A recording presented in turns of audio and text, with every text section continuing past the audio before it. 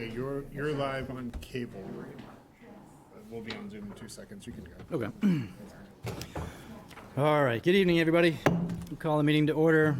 This is Freeport Town Council meeting number 11-22 on Tuesday, June 7th in our council chambers here in Town Hall. For roll call tonight, we have Councilor Pillsbury, Councilor Fournier. Here. Councilor Daniele. Here. Councilor Egan. I'm here. Chair Pilch is here. Councilor Bradley is excused, and Councilor Lawrence is excused. So there's just the 5 of us tonight. Please join me in saying the Pledge of Allegiance. I pledge allegiance to the flag of the United States of America and to the republic for which it stands, one nation, under God, indivisible, with liberty. Recording in progress.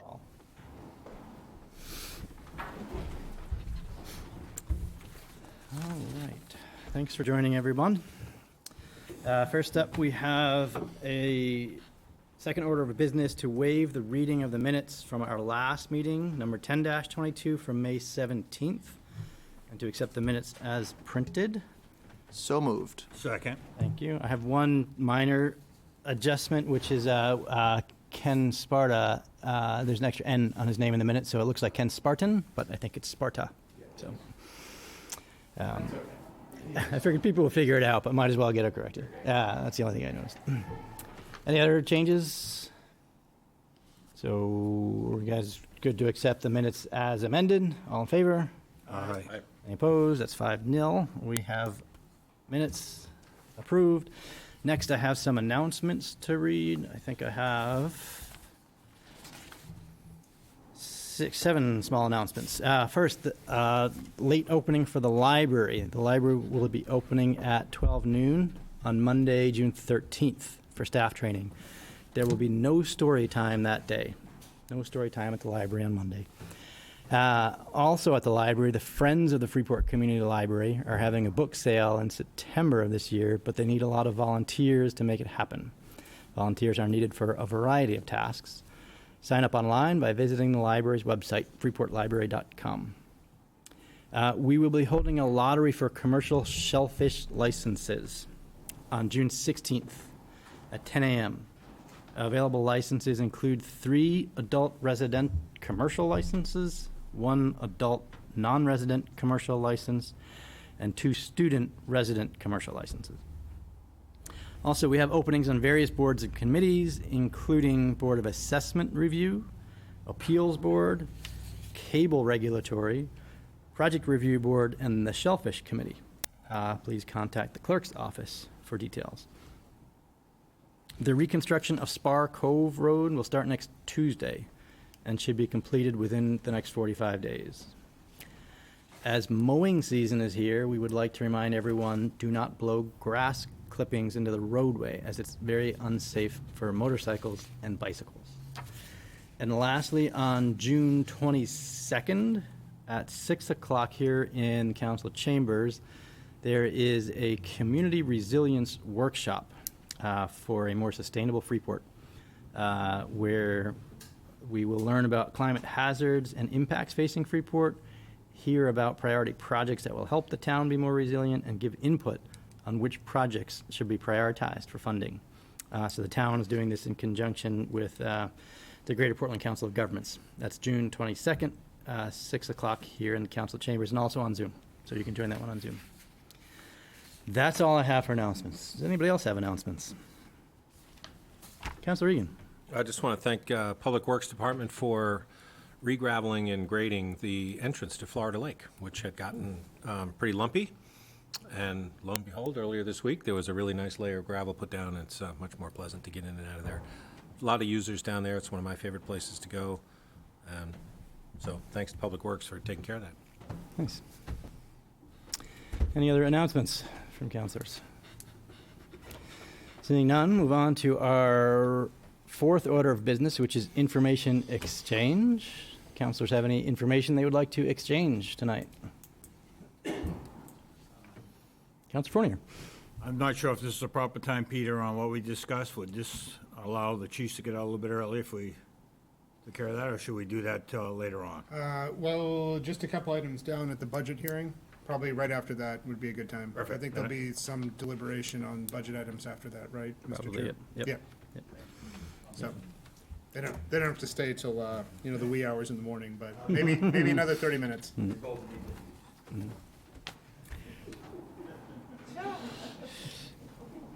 I think he meant that as a compliment. The next Tuesday, just as a reminder, sort of half announcement, half information exchange. Next Tuesday, the 14th, here at 6 o'clock, we have a joint workshop with the Town Council and the Conservation Committee to talk about Hedgehog Mountain and what the future of Hedgehog Mountain looks like. It's time to update the management plan. One of the significant things that is being proposed is a network of mountain bike trails on Hedgehog Mountain in addition to the hiking trails. So it wouldn't replace the hiking trails, but be added to that. So next Tuesday is the time we're looking to hear from the public on what they think of how we use Hedgehog Mountain in the future. So the New England Mountain Bike Association will be here. The Conservation Commission will be here. They manage that property for us. It's a town-owned property. So please come, join us here or on Zoom next Tuesday and tell us what you think, or email us in advance if you can't make Tuesday. Any other information to exchange? Moving right along. Be a quick meeting. Our fifth order of business is the town manager's report. You said the quick word. I did, I know. That's As soon as I occurred. let it out, I knew it wasn't going to happen. But we'll try. Well, I can be brief, fortunately, because literally half of the items I've worked on for the past 2 weeks are on this agenda for us to talk about later, so I don't need to report on them. I do want to comment on one thing. I know I've talked to the chair about this and also some members of the community, but we are getting a little bit of feedback, and I would say probably in a not so positive way, about the temporary skate park at the train station. I know that the chair met with some of the neighbors from his district. Noise complaints and hours of operation complaints mostly, and also safety on the train tracks. So I reached out, I talked with some of the volunteers who put it together. One of them is a former town councilor, former councilor Whitney, who's now the chamber director. She's gonna be reaching out to the volunteers from the skate community that set that up for us as well. And also talking with the police. We're looking at trying to curb the late night and noise use down there. So, and also some of the trespassing on the train tracks, which is a legitimate safety concern, and there's a lot of it, not just from that location, but going on back and forth, all throughout that kind of corridor there between, Bow and West, essentially. So we are asking people voluntarily. It was posted, unposted, and will be posted again. But asking people voluntarily to limit use after 8 o'clock, which will help us address the noise concerns, which I've been down there and I've been watching it, and there is some consistent use 10 o'clock and later hours. So I understand why the neighbors are concerned about it. So, and just observe a few safety rules. And we've begrudgingly asked our police department to help us enforce that. I know that the chief had some very good concerns about not wanting to, be the people get off my lawn type of you skateboarders, but they will try to be very polite and help us let people know that it's going to be closed for the time being at nighttime. So just putting that out there so people can hear it here. And just really it can't stay in that location if it can't meet the approval of the people immediately adjacent to there. So the town understands their concerns, and we'll be working on that starting later this week. So, and I'll reserve all my other input for later on. You'll get plenty of it. So thank you, Mr. Chair. Thank you, Mr. Manager. Next up, we have our public comment period. So I'll kind of walk through how this works, but this is generally a time for anybody in the public who wants to address the council. You can be here in person, you can be on Zoom, and you can, if you're on Zoom, raise your hand, use the raise hand feature on Zoom. And then this is a time to address the council on anything that's not already on the agenda. So on the agenda tonight, we have 2 public hearings, one for a new liquor license, another one to talk about adopting our budget. So if you want to talk about either of those things, hold off till we get to those public hearings. They're coming up soon. We also have at the end of our agenda an item about painting a pride crosswalk, and I know that's been a topic of a lot of public discussion, so I'm looking this way.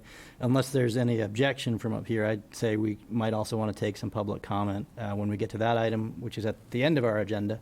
So if you do want to speak on that, I'll ask you to hold your comments till we get to that, which is going to be at the end of our meeting.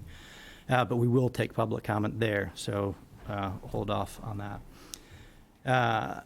Anything else is fair game. You've got 3 minutes, up to 3 minutes if you want to use it. Come up to the podium, as Ms. Vayu is showing you how to do. It's not a time for a question and answer, so don't sort of come up and ask questions expecting a response. But if you do want to say something that requires follow-up, certainly happy to do that. So with that, tell us who you are and what you want to talk about. My name is Joyce Vayu. My mother is at Maine Med, and she's been a member of this community for 96 years. And the second thing that she told me that she wanted, and by the way, I don't know if she'll ever see home again, but the second thing she said she wanted was an absentee ballot. And so I'm just here to hope that everybody listening and everybody in this room will, on Tuesday, cast their ballot, because she remembers people who had to fight in order to get that right. And I spent 24 years of my life fighting so we could keep that right. And I just hope you will tell your friends and make the effort and get out there and vote on Tuesday at the high school. Thank you. Well said. Thank you. Thanks, Joyce. Best wishes to your mom, too. Joyce, tell your mom that we're pulling for her. Yeah.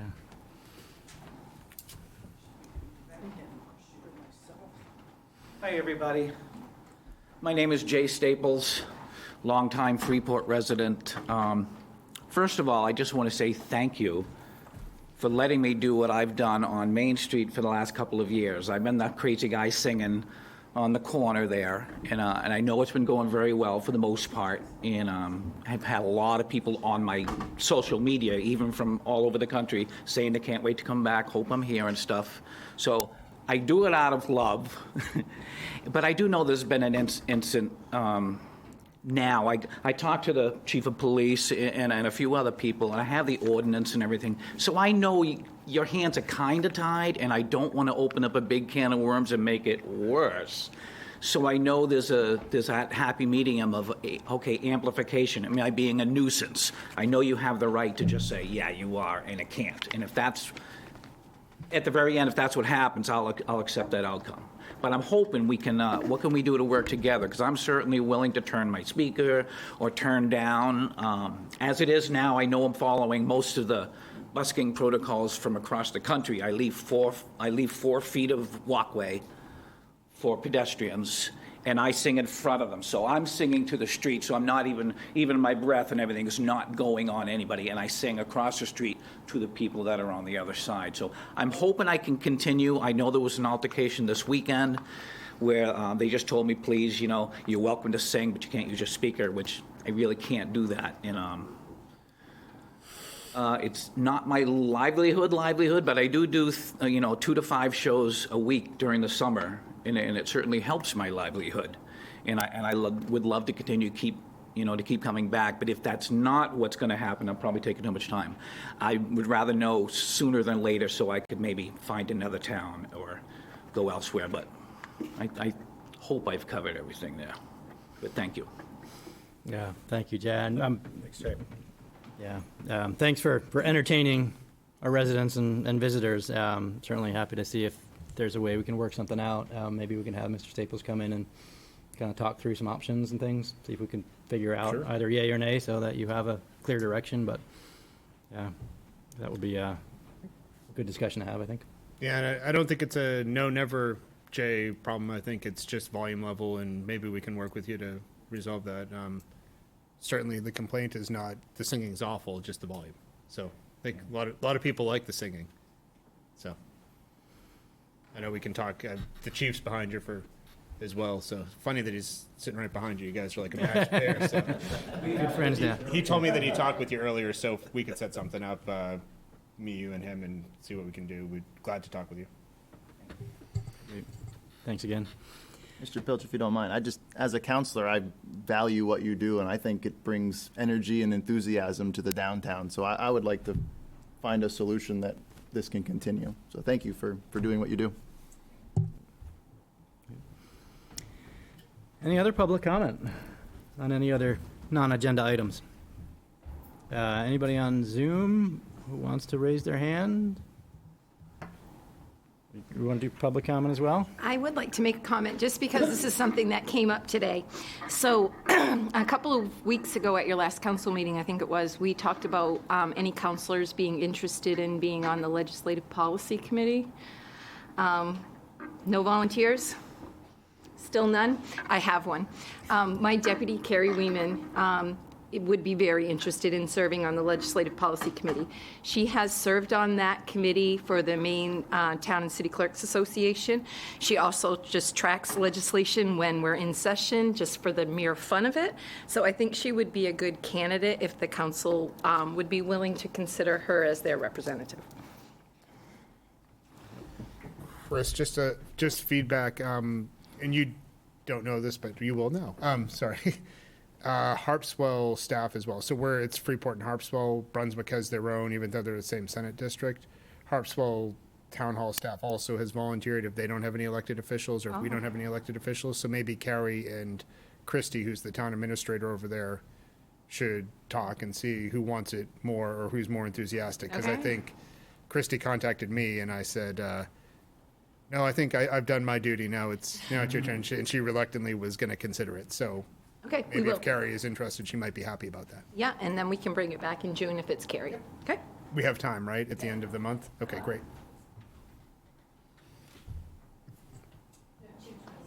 So the next meeting would be the last day, right? Yeah, 21st? 21st is our next meeting. Yeah. All right. So be it. Okay. I'm not seeing any other public comment, so I'll give another 30 seconds or so. Oh, no, we got somebody coming.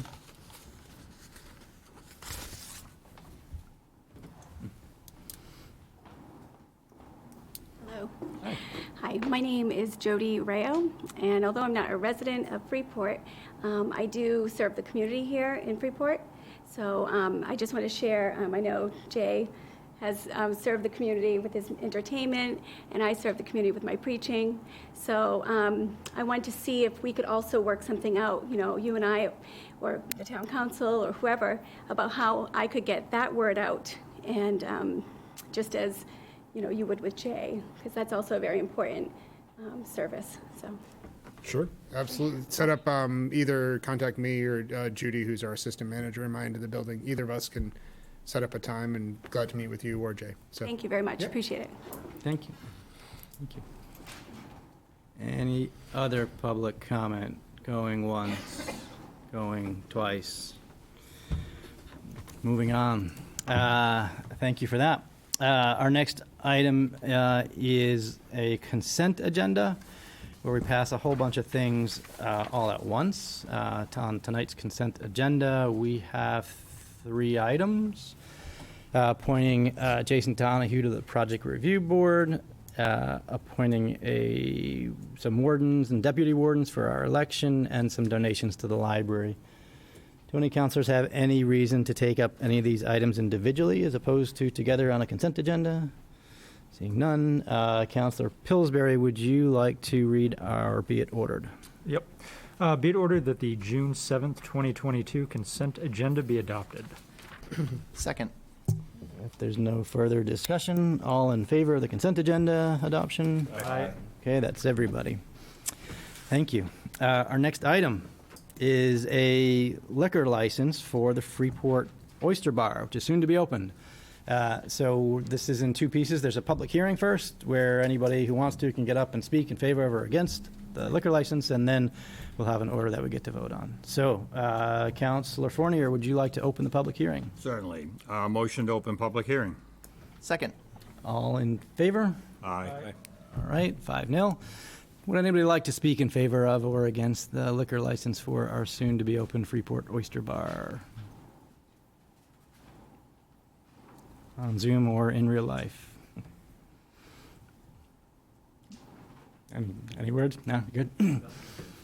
Okay, seeing no public comment, Councilor Fournier, do you want to close the public hearing? Motion to close public hearing. Second. All in favor? Aye. All right, 5-0 again. And Councilor Fournier, do you want to read the be it ordered, and then we can discuss? Be it ordered, the new liquor license application for Freeport Oyster Bar at 43 Main Street, Freeport, be approved. Second. Any discussion? It's a pretty easy one. All in favor of granting liquor license? All right, 5-0. Congratulations. Thank you very much. Good luck. See you soon. Yes, very soon. June 17th. June 17th is opening date, followed a week later by our first annual Maine Oyster Festival here in Freeport. So, After your meeting on the 21st, we expect to stay open that day. Sounds good. Yeah. careful what you offer. Our meetings run late, but 11 p.m. I'll be there before long, I guarantee it. Yeah, all right. Okay. Get that one going tonight. Okay. While I'm doing that, Drive up let's. tomorrow morning or like now and camp out? Allie's going to drive it up tomorrow morning. So you're not the first people, don't worry, yeah. That happens often. Here, do you want to do that while I introduce the next thing? Our next item is our budget public hearing, so I'll get that going while we're signing here so we can start that, because this might be an interesting item for people to weigh in on. So we are considering action relative to our operating, capital, and TIF budgets, which are basically all our budgets. We're not going to approve them tonight. That happens at our next meeting, which is on June 21st in 2 weeks. But tonight is the last public hearing about the budget. So if you have thoughts about what you want to see in the budget or out of the budget, or what we've done right or what we've done wrong, tonight's your option to do that. So with that, when you're done signing, or Councilor Egan, do you want to open the public hearing? Sure. Move we open the public hearing for item number 109-22. Thank you. Second. All in favor? All right. So who wants to talk to us about our budget? Thank you. Come on up. Break the ice. Hello. Oh. My name is Peter Enzwini. I live in District 3. I appreciate the amount of effort that the finance director, the town manager, as well as the town council spends on the budget. But it comes down to a meeting where I think we have 3 minutes to try to persuade you to change the budget. So it's not really a very optimal way to manage, especially $13 million in spending. When I moved to Freeport in 1980, I wanted to live in a small town, but wanted to be near Portland. I did not want to live in Portland, and I hope Freeport remains a small town. At times, I believe that the council would love to be managing Freeport or Portland. As I see the direction of the council, I get a feeling that the council represents newly arrived or people that are, I hate to use the term, but elites, and that have approximately, moved to Freeport. I mean, you have to remember that the most people that lived in Freeport, there's 1,200 of them that are on fixed income. And then there's a number that are in the low 50,000 a year income. And then there's the average for Freeport, which is about 85,000. The current environment is increasing costs for those people, especially on the lower end, anywhere between $3,000 and $6,000 in spending due to inflation. I would urge, all Freeport residents to allow the council to expand government service, or to not expand government services or creep. And the council has had a history in the last couple of years of allowing creep to happen. I just want to give you a couple of brief examples. One is that in 2017 and 2018, the council allowed the bus service to be initiated between Portland and Brunswick, stopping in Yarmouth, stopping in Freeport. The original estimate, or the original cost of that was $25,000. And so $25,000 compared to $13 or $10 million is not bad. However, now that budget is like $90,000, and we're still waiting to see how many Freeport residents actually ride the bus. Because I walk by it every morning. I don't see a lot of bus riders in that bus. So that's an example of creep. The second example I'd like to tell you is we used to have everybody wanted street cleaning, street sweeping. And we used to do it twice a year. We used to do it in the spring to get rid of all the sand and salt. And we used to do it in the fall to kind of clean up before the winter came. And now I see the street sweeper out every day. So it's like, do we really need to clean streets every day? That's a question, and that's an example of creep. So the town budget is increasing to $12 million, or 13% increase, and does not have any direct authority over the school budget, which just got approved at their meeting for $37 million. We recognize that the town is under pressure from the state and federal strategy to create inflation by increasing the minimum wage to $15 an hour without changing the laws. You know, all the $600 a week that they gave, that equated to $15 an hour. They wanted to do it, they did it that way. I will concede that the taxpayers have very difficult choices to make when it comes to services that we need to cut. I think that the cost of living for employees is actually forced by the feds and the state, and I don't object to doing that, because if you lose them, they're going to go someplace else at that rate, and when you buy a replacement resource, you're going to spend more money.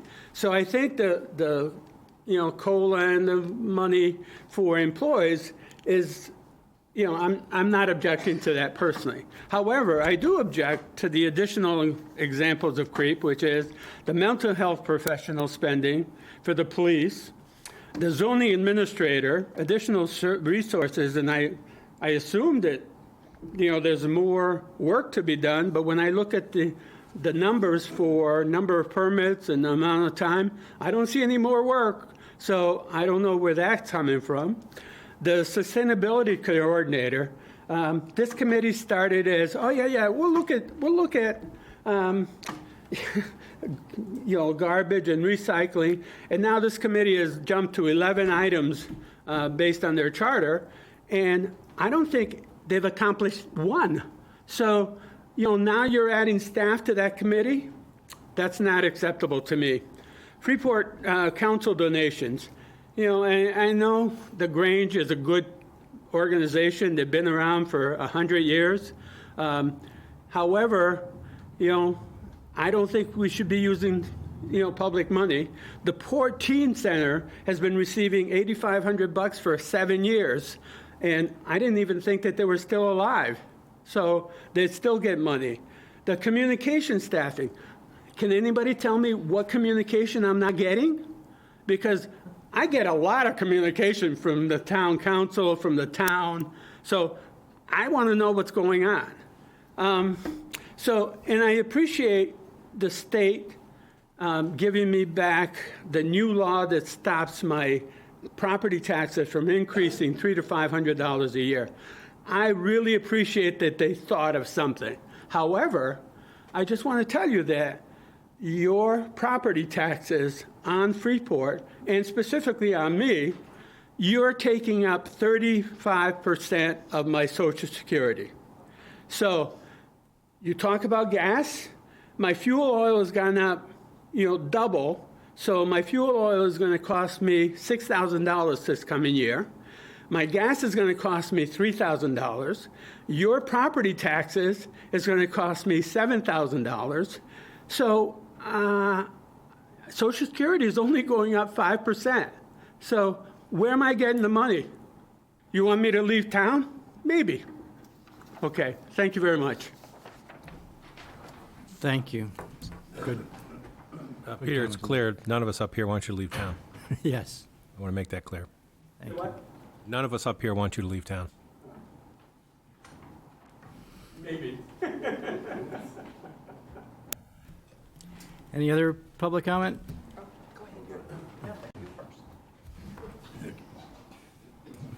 My name is Brian Sloat, and I live on Beach Hill in Freeport.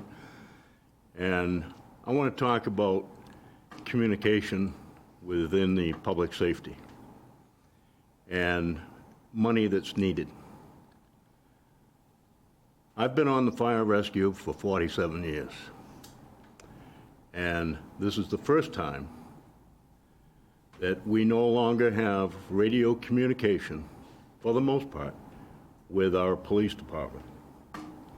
And the reason is because the police department recently went from an analog radio communication to a digital, which a lot of law enforcement in the state have done.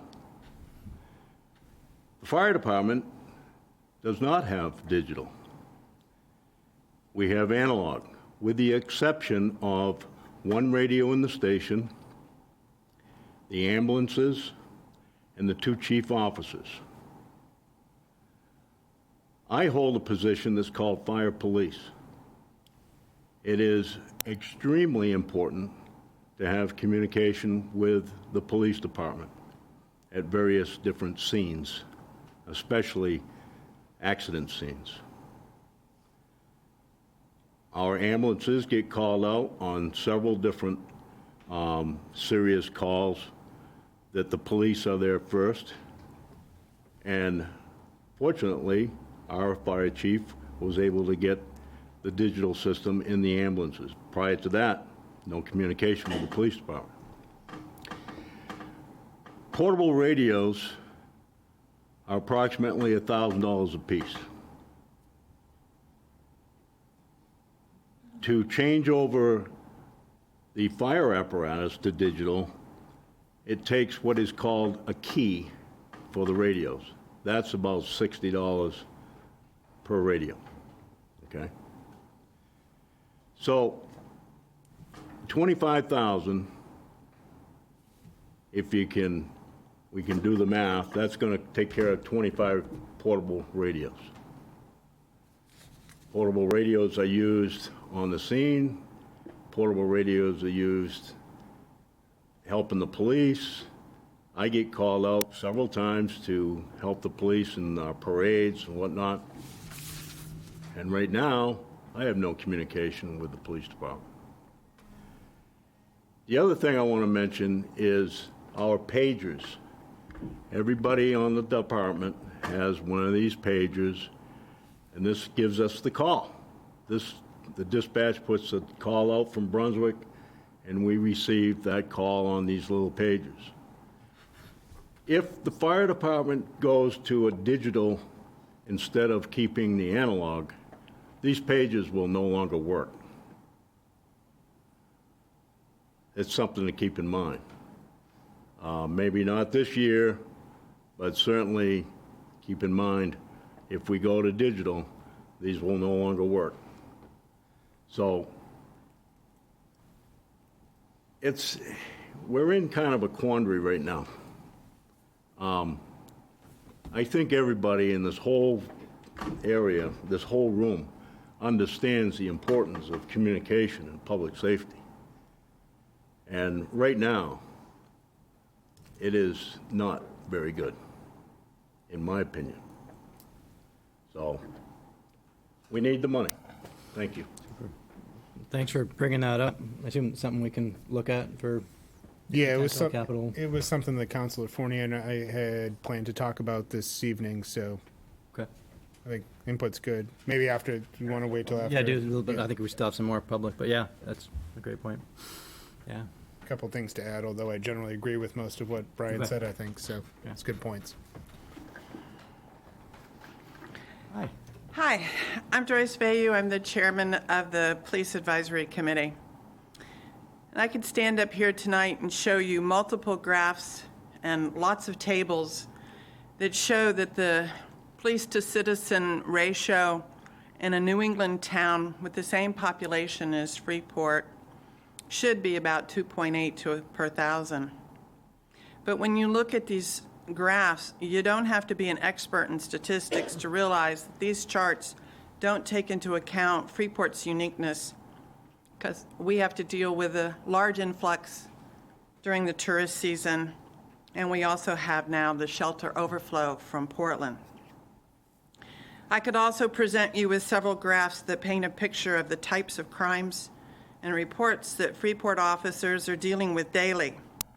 And these graphs will show you that of our 5 of our 6 hotels are projected on average to double their crime rate and calls since 2021. And if you go back to the pre-COVID times, the calls have tripled. Welfare checks with suicide subjects are projected to almost double this year from last year, based on the number of calls that have already been handled this year. And the list of increases goes on. Based on the number and the broken mental health system that we have nationwide, it is the hope of my committee that you will approve the additional position of an embedded clinician for the Freeport Police Department.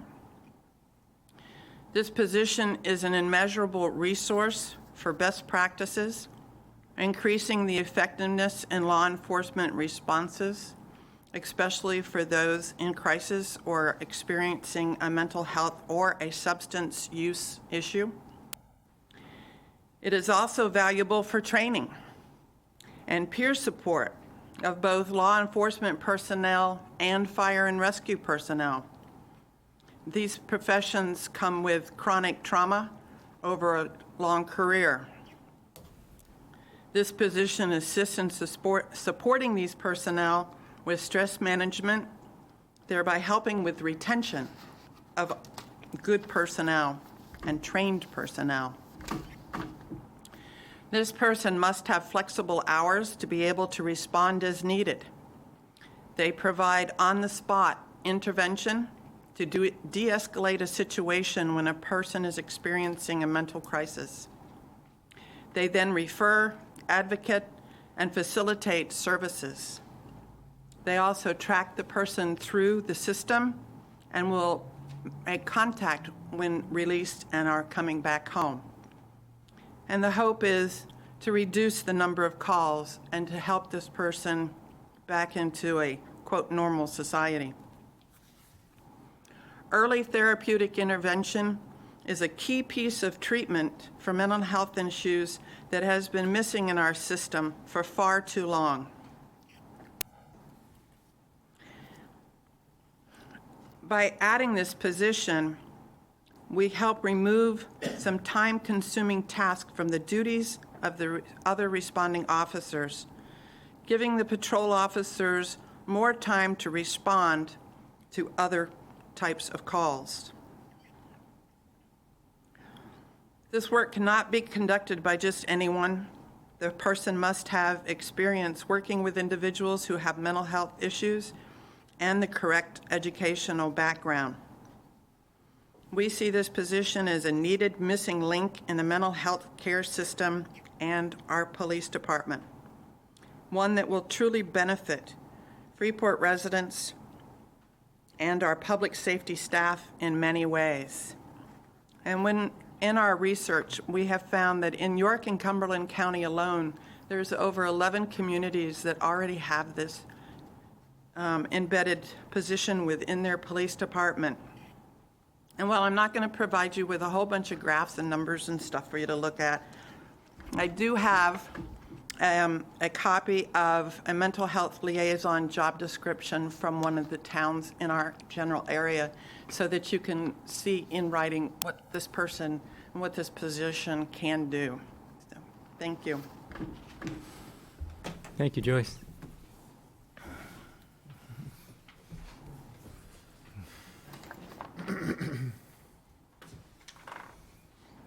Thank you. Good. I'm Elizabeth Ring. I'm also a member of the Joyce's committee, and she has outlined much of the information, in fact, all of the information we've received very clearly, and it's very important. The thing that strikes me about this is how critical this need is to creating a healthy community.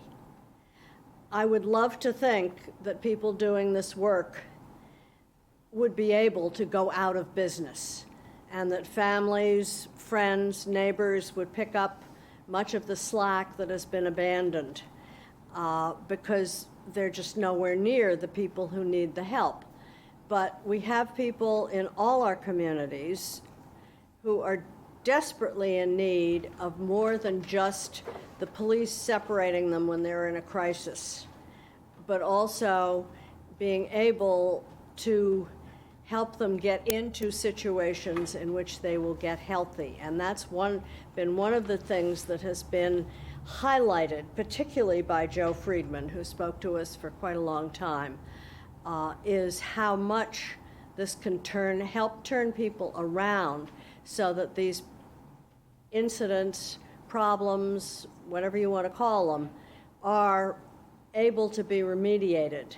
And the costs to everybody involved, the people, the service providers, everybody, can ultimately be rearranged and help somewhere else in the budget. But right now, particularly since the pandemic, but even before, the crisis for people on their own with no support, personal support, has escalated to the number of times that our police and our rescue are called out, and without support from a mental health professional to help the person get what they need.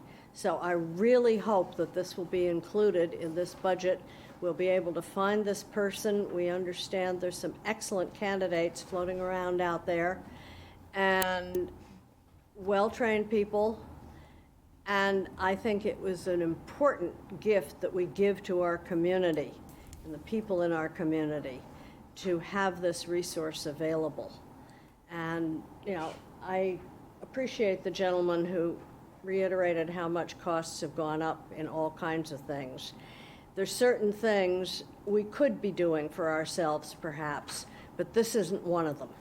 This is something that has to be done by the community. Thank you. Well said. Come on back up.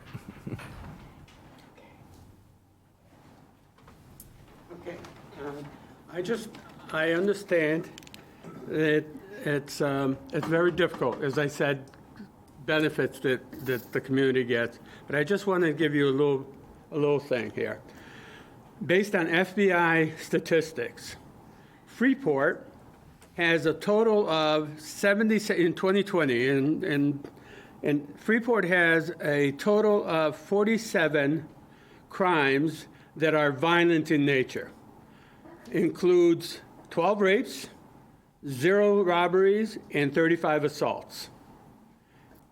It also has 868 crimes in property crimes.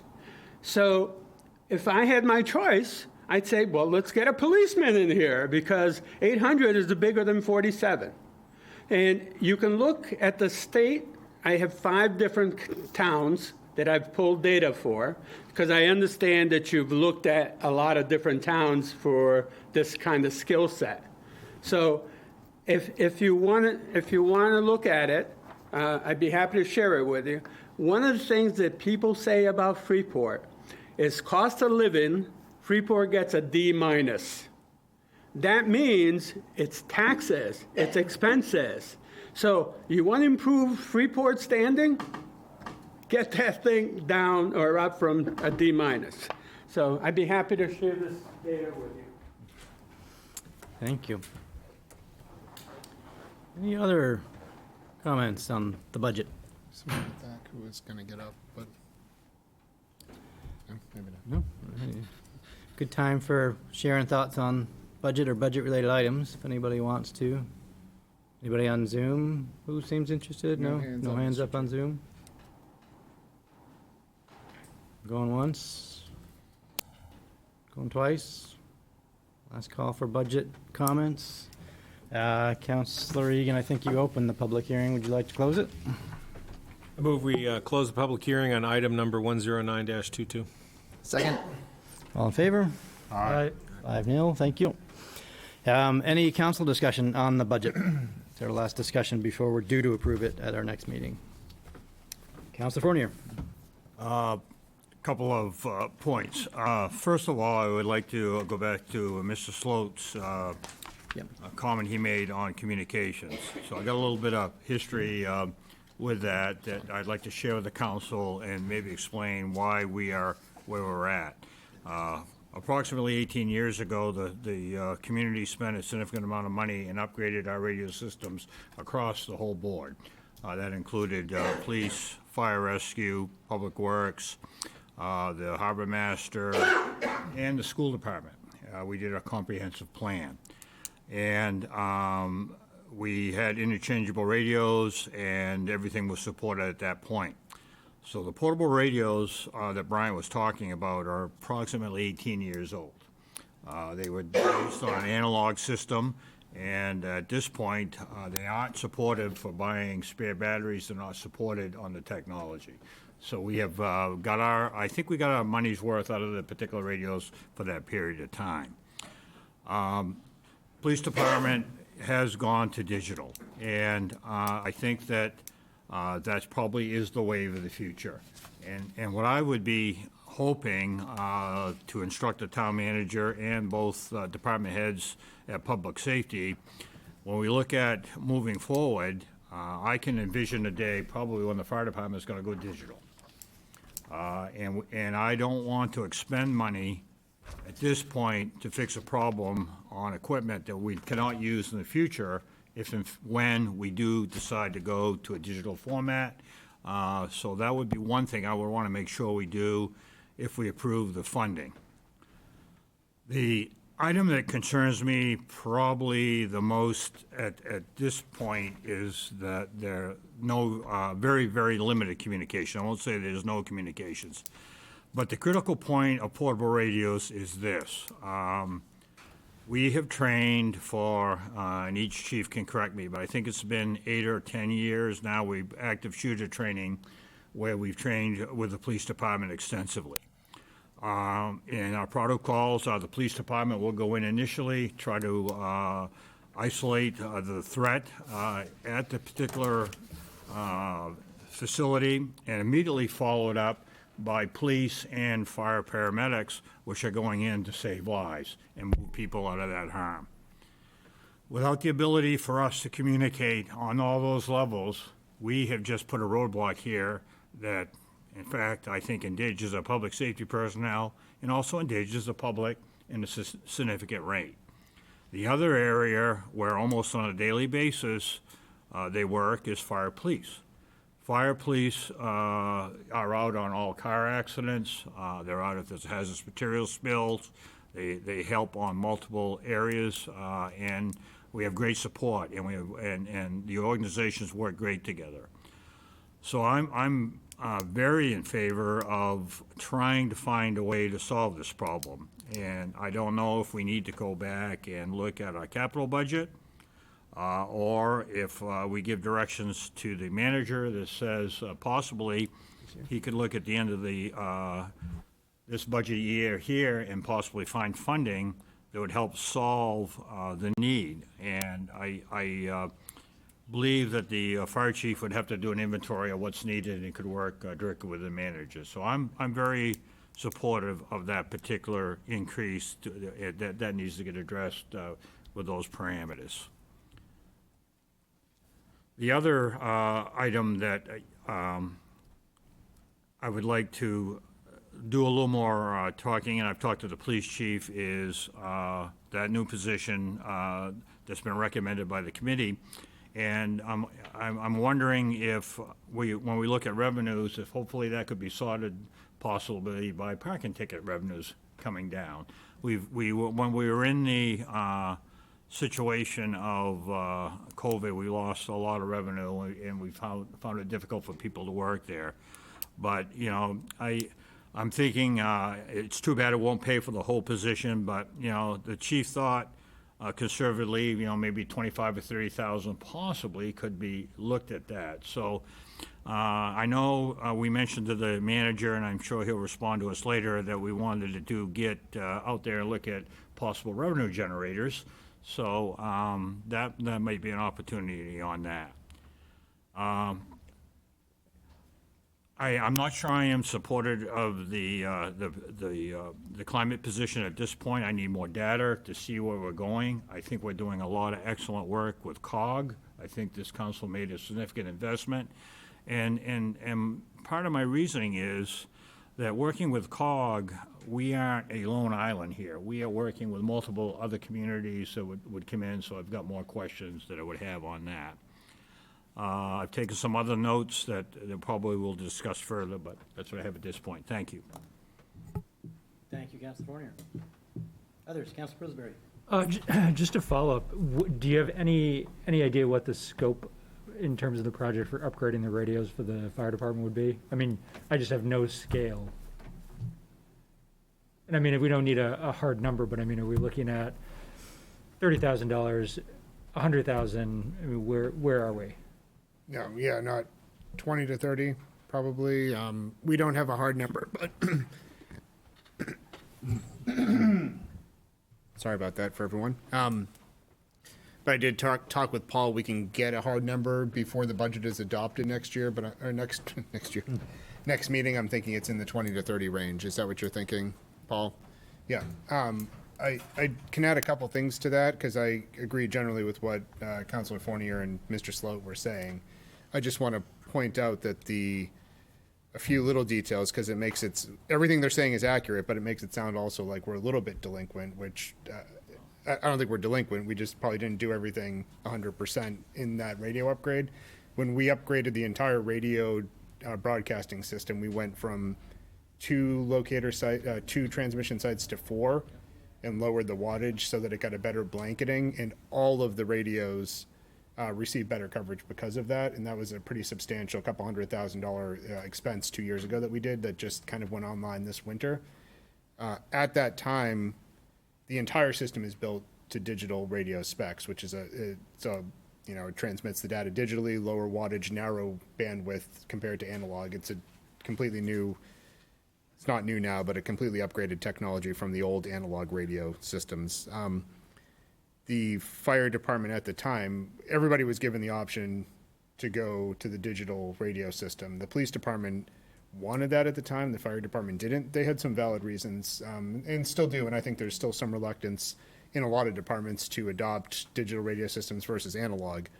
But the guidance we received from the radio manufacturer and the vendor that did the changeover in the new site construction for us was that generally everybody said that's almost to a T how it goes. Their police department wants to switch to digital radios, fire department doesn't, and then fire and police are standing on a call together, and the police get a call out and the fire department can't, and they turn to them and say, why didn't we do that? And then the town goes back and spends money to do it. So the entire system is forward upgradable with very little cost. So everything we've bought since that point, I think, Brian, are you still here? Yeah. Oh, Brian mentioned the $60 digital key. That's literally for the radios we bought since then. That's all that's needed is it's a piece of software, firmware that just lets you transmit on digital frequencies. All the radios we've bought are both analog and digital capable. I think the problem is the old ones are not. So they will all need to be upgraded. And they can go both ways. And then when if the fire department wants to move to digital, they could just literally install a $60 key if they need to, or maybe it's already been done, so there's cross compatibility. So we are planning that's the direction that they're going. I think replacing the radios is a good idea. I think what Councilor Fournier and Mr. Sloat suggested is good. I think the chief brought that to my attention maybe 4 weeks ago. We had a conversation as when he was made aware of it, kind of when that changeover, it might have been a little over a month ago when that changeover happened. Yeah, but so it's a new issue that we've kind of been made aware of, that the cross communication wasn't there, but we're aware of it and we support an expenditure to correct that. And also, though, I do want to point out there still is cross communication between the departments, but it has to go through dispatch. So the fire department would say, fire to police, blah, blah, blah, this is the message, dispatch would then broadcast on the police channels. So there are instances where you want it to be that way, and there are also instances where you want them to be able to talk directly, not through dispatch. So only in those instances where they want to be talking directly are they at a disadvantage right now. But overall, the system is much better, and they're actually able to, even on the analog bands, they're able to get much better reception in areas where they could not before, all of the users. So we do need to address it. It's not, there are situations that could arise that could make it an emergency if we don't address it, I think. They haven't yet, but I think we're being cautious to think ahead. Yeah. Go.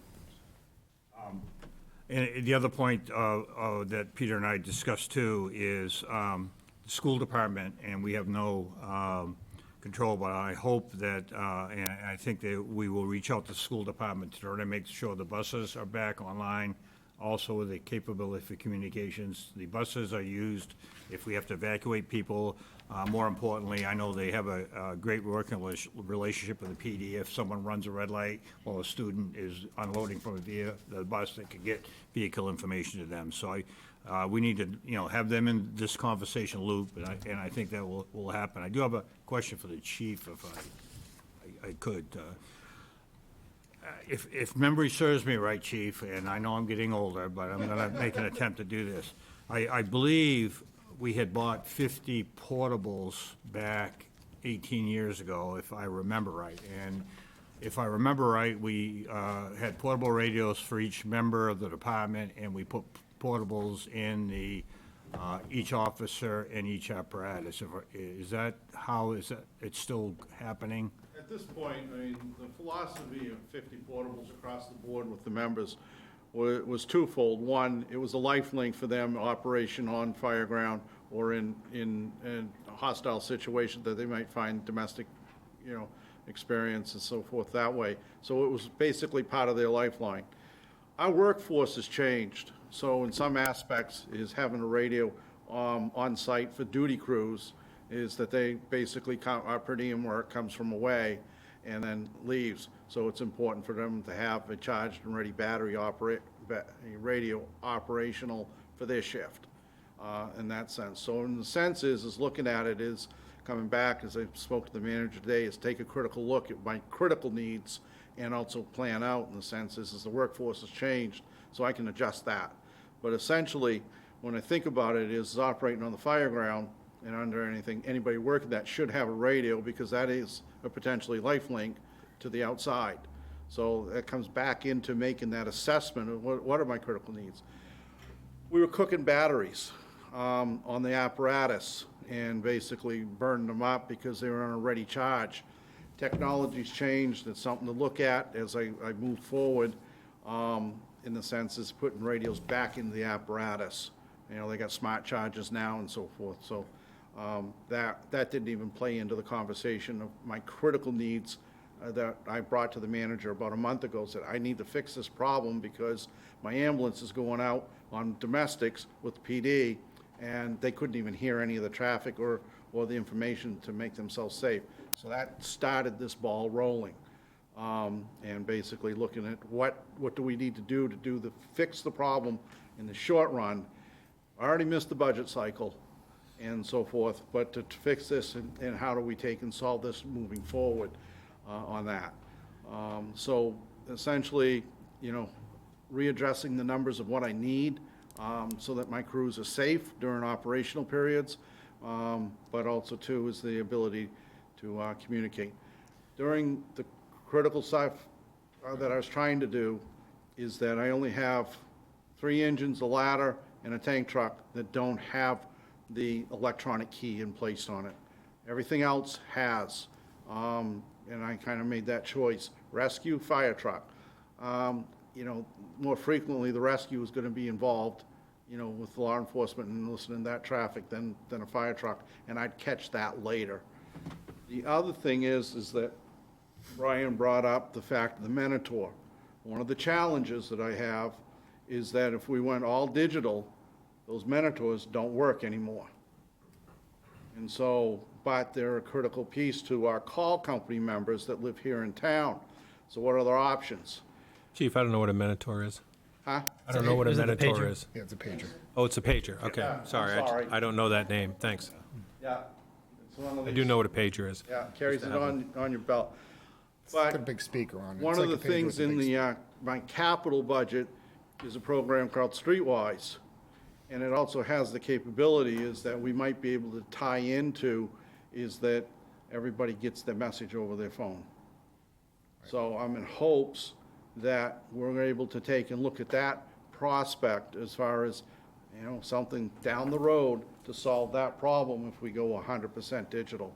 So, my sense is I'll come back with you some hard numbers of what I think is critical need. I'll work with the manager over the next week, and we'll figure something out. So you'll have it on the 21st. And to clarify, the critical emergency piece is getting cross-link compatible radios in the vehicles and on the officers has happened already. You have those Yes. in-house already? Right now, the chief officers have that. The ambulances, my vehicle, the service truck, you know, so we've got some capacity to deal with that. Like a But- third of the way there. Yeah. Yeah. The So- full interoperability, yep. So we're getting there, you know, but we could do better.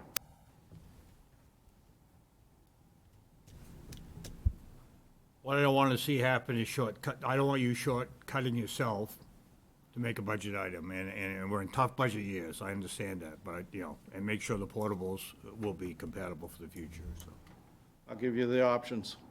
thank you. We've got a memo here, just to follow up on how this could be funded. We've got a memo from the finance director, and she's on the call, but she doesn't have to chime in just yet if she's listening.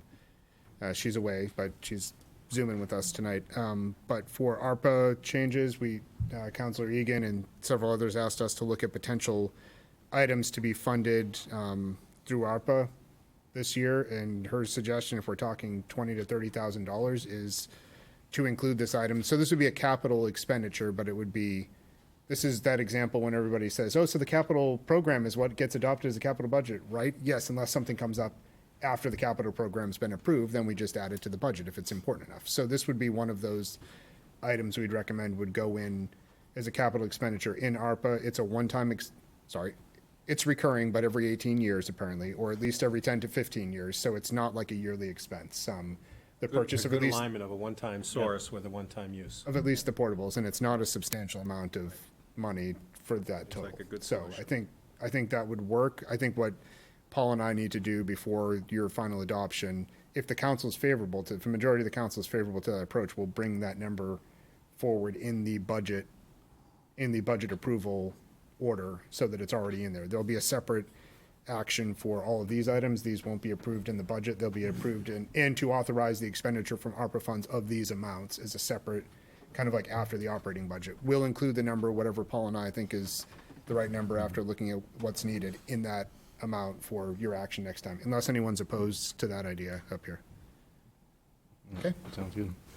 So that would be the list of proposed ARPA changes that's in that one-page memo. You would add the Correct. mobile radio expense to that. Yep. So I think that would address, Councilor Forney, that addresses what we talked about, right? Thank you very much, and I think I like that idea, Peter, and I just, but if we need a little bit more, please. Sure.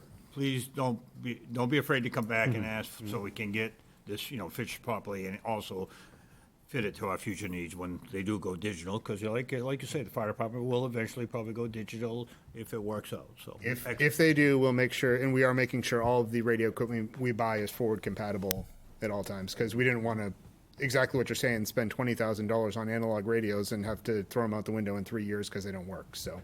Or sell them at half rate or quarter price to who's still using them, so be a waste of money. Thank you. All right. Thank you, Chief. You're welcome. Thank you. I have a couple of things I just want to throw out there to address some of the things we heard of public comment, and then also just to kind of summarize where I think we are. One very important thing before our phones start ringing off the hook is that the data that Mr. Anzuini gave to us, just to clarify the rates that he was talking about for rape and assault, that was a rate per 100,000 people. So we didn't have 12 rapes in Freeport last year. That's the rate per 100,000 people. So when you do the math, that's much lower and well below Maine and national numbers, according to the data here. So I just wanted to put people a little bit at ease for that. I don't think we have any money for the Grange or the Port Teen Center in the budget this year. Correct. And sort of summarizing with some context, the last 2 years, I think, and you can check me on this, we've had relatively flat budgets because we were facing a pandemic and coming out of a pandemic.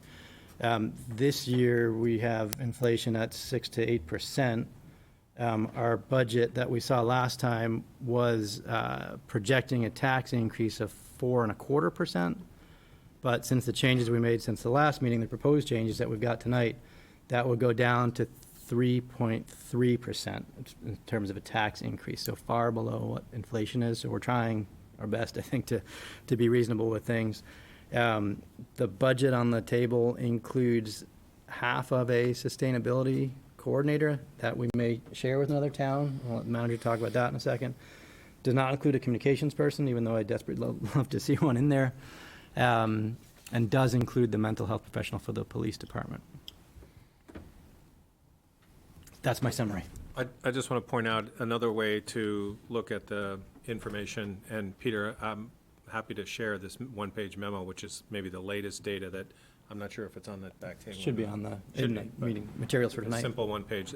So we've instructed staff to come up with some additional sources of revenue, including parking ticket revenue, which we've now increased for projection going forward. So pay attention to those time signs, folks. But if you measure the actual dollar amount increase of the town's operating budget against the town's total budget, it's 2.3% from last year to this year. So I think that is extremely reasonable and balanced in the time when we're also trying to keep up with all kinds of increasing demands. I will talk to anybody about the importance of why we're going to add a mental health professional to the police department, because I think it's extremely important. And if you spend just an hour with the chief sometime and listen to the stories that our officers are responding to, the information and the data become perfectly clear. Thanks for sharing that list, Peter. One of the other categories on there is other variables or parameters that are measured in terms of the comparison of Freeport versus other communities: livability, amenities, crime rate, cost of living, employment, housing, schools, user rating. And except for the cost of living, which is a D-, and that probably has a lot to do with income disparity, Freeport scores very well on all of the other categories. And I just want to point out that that's the feedback that I get from a lot of people. And I've gotten, as I think most of you have, more than 50, maybe even more than 75 requests to consider the sustainability coordinator, because climate change is an enormous topic that is facing everybody, not just Freeport, not just Brunswick, not just over there. It's facing everybody, and we have to be a part of working together. And if we don't have staff capacity to be working on it, we're going to continue to miss opportunities like we already have to participate in grant and planning functions so that we can better prepare our community for what's coming. So I think we're balancing what people are asking for a healthy government to do for their community. People like living here. They like what we do. We certainly know we're not going to take over the trash business. We heard that loud and clear. That's perfectly done by the private sector. But there are a lot of other things, including investing in our downtown, that a lot of people are really focused on. And that is what people really like about Freeport in general, not everybody. Access to the water is a big one. Access to what's going on in the water in terms of aquaculture and both fish and plants and boating, and access to the open spaces that we have. And I think it's a great place that we have as many parks and green spaces that we have, and those take time and effort and resources to protect and to maintain. So I'm feeling pretty good about a 2.3% increase, given all of the other factors that we have. One of the elements that we are trying to keep up with is to our town employees, particularly our public-facing employees in public safety, is to be able to be competitive so that we can attract employees to the workforce. That is a perpetual problem. I don't know how many times we have conversations with the manager about how hard it is when we do a recruiting effort to fill a slot in the police department or the fire department. And our pay scale is one of the compelling reasons why it's so difficult. We have to be able to keep up with that in order to provide those levels of services. So, Thank you. good, Councilor Egan, well good, said. good work on the staff to get it to where we are. Really good work. Councilor Pillsbury. So we have heard a lot of comment about the sustainability coordinator. What's our flexibility? Are we shooting ourselves in the foot in the long term by only approving a half-time position? I mean, I'm all for, getting into the pool slowly, but when the person's overwhelmed and there's more work to be done, our hands are gonna be tied in terms of opening that up? I mean, I like to think long-term. I mean, I know it's an acute fiscal situation now, and I'm very comfortable with the work that the staff's done to pare the budget down, but I do look long-term. I mean, this problem is not going away. There is money out there. I see the position being able to pay for a good chunk of itself in the future, but if we go ahead and make a commitment to someone as a half-time employee, we're kind of locked into that. So the question, are we shooting ourselves in the foot? We were until 2 weeks ago. Yarmouth has now moved towards considering sharing a position with us, and my understanding is they're deliberating on that at their town council level from talking with their manager. They went from not being interested to being interested. So that's not a hard commitment yet, but that would be a preference. We've worked very well with shared employees with that town before. We did their GA, we split general assistance functions between the two towns with a shared employee that we were reimbursed for by Yarmouth for many years. And good relationship between the two towns for shared staff. So if that moves forward, that'd be great. That's not a guarantee until you folks agree to it at our council level and their people agree to it at their council level. So, but that would be much preferable to a part-time position for the reasons that you said, and also just recruitment reasons. I think there are people that would do it. There are people that are interested at the part-time level, but it may be a different skill set, different qualification level to somebody that wants to do it as a full-time career. Councilor Fournier. I want to circle back to, I think it was January or whatever, where Freeport has had a reputation, whether it's true or not, but as a community that's tough to do business in. And I think we've made some very positive strides moving forward, addressing zoning, addressing a lot of the issues. I'm very happy with the direction we're going. And part of that discussion we had was the fact that the codes office had, I believe it was 1,800 permits that they were dealing with, and Peter can correct me if I'm wrong, back along. And one of the recommendations after we had a meeting was to have a zoning administrator that would come in to do a couple of things. Number one, to take a look to try to streamline possibly some of the businesses that may be coming to town. And as we look at our downtown business plan that we are endorsing, I think that is a critical position that we should have that would give us, significant return possibly back to the citizens of the town of Freeport. If we have someone that wants to come in and do a building, hand-holding isn't the right terminology used, but someone that is a significant assistance for these businesses to come in and streamline the process. We continue to address our zoning concerns, so it's easier to come in. So I understand the issue of creep, but I look at that as an investment of coming in, and there was, at one point, we discussed the possibility of that position sharing with the sustainability, and we didn't know if that would be a possibility or not. But if we could find some of those talents, that probably is very, very difficult. But, so I don't want to lose focus. I know we were talking to the manager, and we were looking at some of the revenue that was coming in from the building permit process. And I think, boy, if anything, from what I'm seeing going around town of new buildings and potential homes being planned for the future, they're going to be extremely busy. So I don't want to lose focus on that position where we are currently.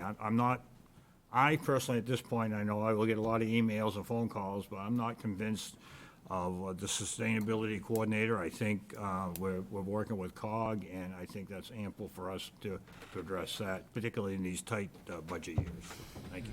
So just to clarify, we did approve earlier in our mid-year cycle, we approved the zoning administrator as a full-time position, and we posted it, and it's included in this year's budget as well. The challenge, like you said, is finding someone with the right skills to apply for the job. So if anybody wants to get into zoning administration, now is your chance. There's an open position here in Freeport.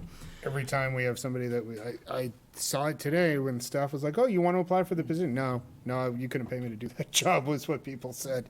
I'm like, oof. But I know that the chair and vice chair, even this week, a couple snafus that happened in 1976 come up for people doing mortgages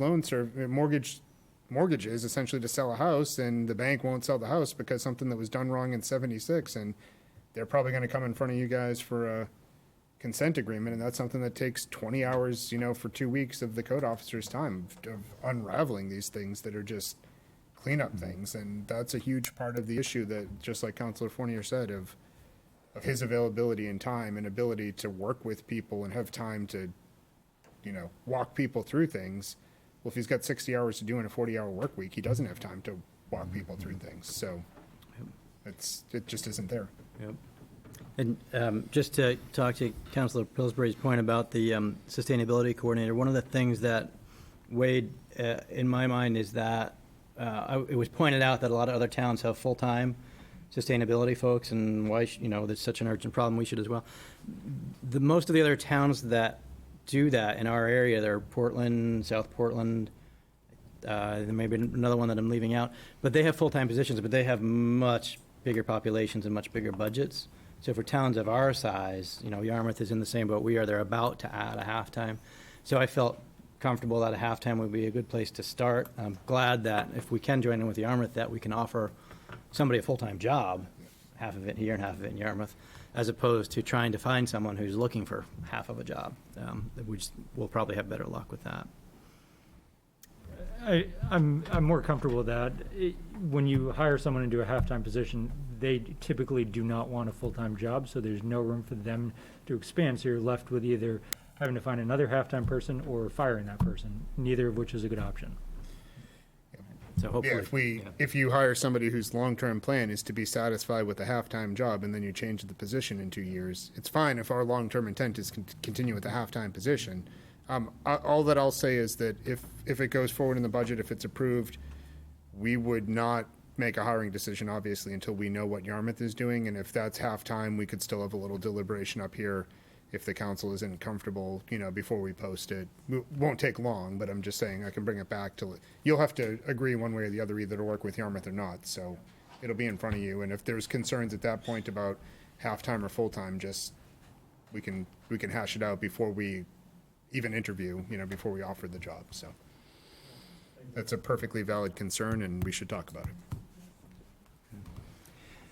Any other budget comments, thoughts, opinions? Council. We've got, I think, 2 weeks. We will have this likely approved. In the meantime, if there is anybody who does have further comment, I know my email, my phone number's on the website. I'm always happy to talk about budget stuff. How does that sound? I'm guessing other councilors would make similar offers, so don't feel like, though the public hearing is closed, that you don't have an opportunity. You're always welcome to come in and chat with any of us or all of us. Thank you to everyone who participated. It's great to get the feedback. Yes, I agree. Okay, moving on our agenda. Next up, we have 3 public hearings that we are setting tonight for a future date. All 3 are scheduled to be on June 21st. So the next 3 items are all about setting public hearings for our next meeting. The next one is another liquor license. This one is for the new owners of the Nicholson Inn. Councilor Daniele, would you read the be it ordered and the be it further ordered? Be it ordered that a public hearing be set for June 21st, 2022 at the Town Council meeting that starts at 6 p.m. to discuss a new liquor license for the Nicholson Inn. Be it further ordered that copies be distributed equally between the town's clerk's office, the town manager's office, and the Freeport Community Library for inspection by citizens during normal business hours, and the notice be placed on Freeport's local cable channel 3 and the town's website. Is there a second? Second. Thank you, Councilor Regan. Any discussion on this one? Pretty straightforward. All right, move on to a vote. All in favor of setting the public hearing? Aye. That's 5-0. We have a public hearing for the Nicholson Inn on the 21st. Next item, very similar, a new liquor license for new owners of the Sunrise Cafe. So I think we're back to Councilor Pillsbury on this for the be it ordered and the be it further ordered. This is item number 111-22. Be it ordered that a public hearing be set for June 21st, 2022 at the Town Council meeting that starts at 6 p.m. to discuss a new liquor license for the Sunrise Cafe located at 475 U.S. Route 1, Freeport. Be it further ordered that copies be distributed equally between the town clerk's office, the town manager's office, and the Freeport Community Library for inspection by citizens during normal business hours, and the notice be placed on Freeport's local cable channel 3 and the town's website. Second. Thank you, Councilor Fournier. Any discussion on this one? Liquor license for Sunrise Cafe on the 21st. Seeing none, call for a vote. All in favor? Aye. 5-0. Thank you. I didn't know that ownership had changed. That's what I learned from the liquor license, yeah. And the last public hearing we have to set is for our friends at the Freeport Oyster Bar, who are busy probably on their way up to Augusta to get their state license. This one is for a special amusement permit, which I understand is for some music that they want to do, and they need another permit and public hearing for that. This would be a good one to consider for the get rid of needless regulation if you want to, consider that in the future. But this is a license that we, or at least review to see if we want to get rid of it for needless regulation. This is a license we require whenever there's fun that happens along with alcohol. So dancing, music, or singing or something like that. It's essentially the fun permit. So if you want to have entertainment that accompanies liquor, you need a special amusement permit, not a regular amusement permit, but special amusement. So this does serve one role, which is to address upon renewal if things are rowdy. I've seen it used once in 10 years, which was when Gritty's has their annual backyard barbecue, and a resident was unhappy that they generate a lot of noise. So we said, all right, make sure the noise is off at 10 o'clock. And Gritty says, okay. And it worked out fine.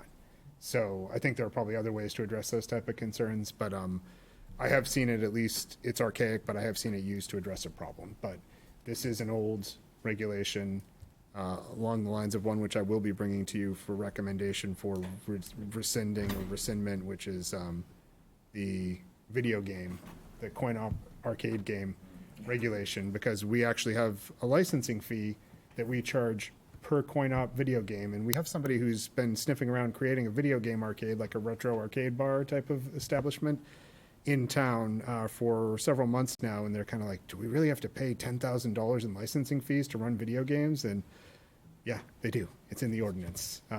It's a little bit ridiculous. So anyways, this one's out there. We do have to approve it for them to get their special amusement, but we may, whenever these come up, I like to point out to the council, this may be something ripe for considering rethinking to be business friendly. I know they were caught, they've left, but they were caught by surprise by the fact that they needed yet another license on top of all their other licenses, so. I don't want to derail us. Is this for just any activities that occur on the premises, or is this a special outside issue? I mean, just anything that happens at So the if you're business? indoors and you have dancing and music and singing, you do need this, even if it's completely contained in a bar or a restaurant or establishment serving alcohol.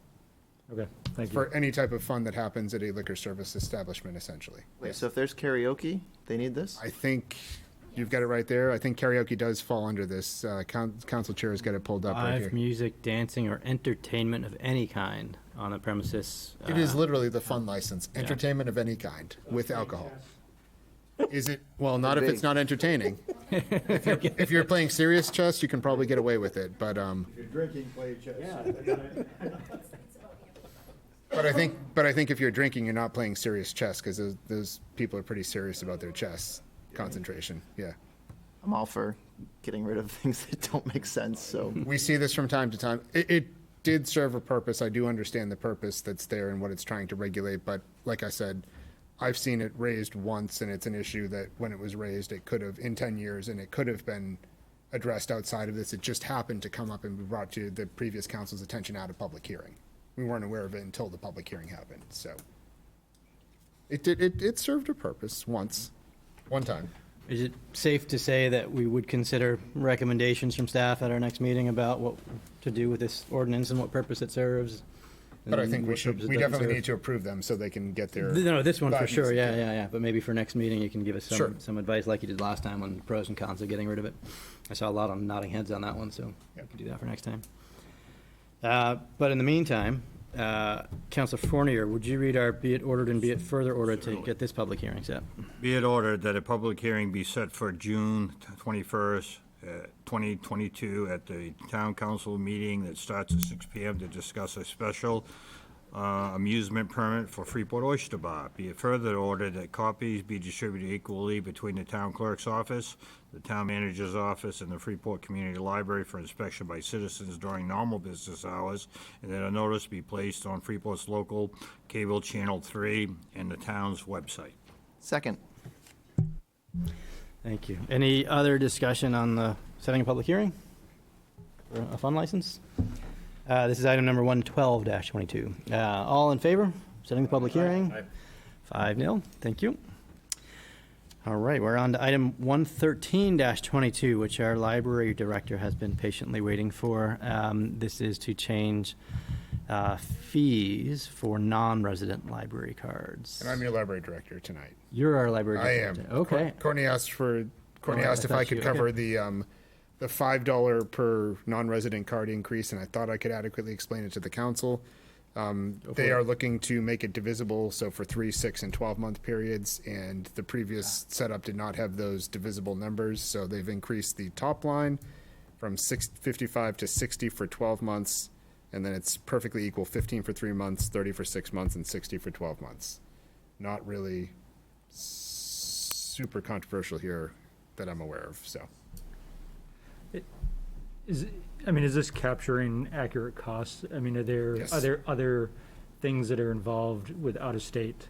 There was a range. I asked what their, and sorry, it may be in the packet. I'm not sure if the backup data, but she rattled off the numbers, and it was between 35 and 75 were the average yearly costs, and we're right in the middle for a lot of our surrounding libraries. Is that in that? No, it's not in there. But I can vouch for that. We just got a non-resident card in Falmouth, and I think it was $40 or something. Yeah, I don't know what the time period was, though. We'd be but- in the middle. I think it was 30 to 75 was the range, and 60 would put us right in the middle. So that's what other towns charge. It only creates incremental costs to us, really, and the library is not at capacity. If the library is at capacity and we were adding staffing space, things like that, then I would say, yeah, let's look at eliminating all out-of-town resident cards first to reduce demand, but that's clearly not the case. So it generates revenue for us, and it provides a decent service to people from other towns that don't have good libraries, and they can pay to use ours. So they still have to pay if they lose books or things like that. So it shouldn't really generate any real cost to us. Just incremental, people in the building kind of costs. Councilor Daniele, would you read the be it ordered for this item? Be it ordered that the Freeport Library fee schedule be amended to increase the price of the non-resident library cards to the following: $15 for 3 months, $30 for 6 months, and $60 for 12 months. Second. Thank you, Councilor Egan. Any other discussion? Pretty straightforward on this. All in favor? Aye. That's 5. Thank you. Our next item 114-22, regarding adding another meeting to our schedule. But this one is, we've been invited to go out to Buston's Island to resurrect the tradition of having an annual meeting out there, which we have not had over the last 2 years. So, Councilor Egan, would you read the be it ordered on this one? Be it ordered that the town council schedule be amended to add August 16, 2022 as the Buston's Island annual meeting. Second. Thank you. Any questions on this or discussion? I'm hoping to get refreshed on exactly what the legal structure of a village corporation is, because that's what they are. And so there's a legal and contractual relationship that we have with the island and its residents, but it's not the same as part of town. So that'll be a good dinner time topic. I imagine that's an appropriate topic. It's a really Yep. fun evening boat ride out there. It's great. Yeah, I look forward to, I have not been out there because my 2 years up here, and I see a couple others shaking their head too, so it'll be a first for a lot of us, I think, actually, yeah. It's a So I really look forward nice to it, evening. yeah. Counselor Fournier is going to resurrect his, are you bringing the 2 clubs this year? If I can find them. Is it 5 in the putter? Is that what you used, I think? We used. Yeah. Back in his previous life, Counselor Fournier used to represent us in the annual Buston's Mainland Golf Challenge, which takes place for about, I don't know, an hour and 15 minutes before the dinner. Right. There's 6 holes, so it's not even a 9-hole course, and we compete and generally lose against the stacked team from the island that can play on their rustic course, but well-maintained. And Counselor Fournier has one of the more memorable kits that he brings out there, which I think is a bag of clothes and 2 clubs, right? Yeah. Better all you need. start your training, you got a I couple think months the left. chairman of the council should have a challenge to them to revise their game. I'm happy to start a committee to figure out who should be the challenger. I think that's my role. That's all, the only role you'd want me to play. All right. So this one's been read in and seconded. Any further discussion? All in favor of adding this to our schedule? Aye. That's 5. Thank you. Okay. With that, we've concluded the action items on our agenda. So that's the last listed item that we have for our agenda. We do have 4 other business items. An update on our general assistance program, capital reserve policies, a Bow Street Parklet, a new Bow Street Parklet, and then a Pride crosswalk. So with that, we have is Sarah doing this one? Or you doing this? Sarah and I are gonna intro, Tag but, team? so Okay. we've asked Sarah to come, and for those that don't know, Sarah's the Executive Director for Freeport Community Services, who we partnered with this year to handle the GA under contract, general assistance, under contract for the town. And, Mike, who's her employee, has been doing a fantastic job of that, and it's really nice that used to be done in-house, and to have people who specialize in community services running that is even better. And it's really nice to have that smooth transition. But we had questions at the last council meeting, or was it 2 council meetings ago? I know Councilor Pillsbury asked a question, and I said we're going to watch it. We did watch it. 15 things have changed since then, and will change tomorrow, too, because this situation that's currently going on with all categories of homeless population in southern Maine is extremely fluid, I think is the best way to describe it.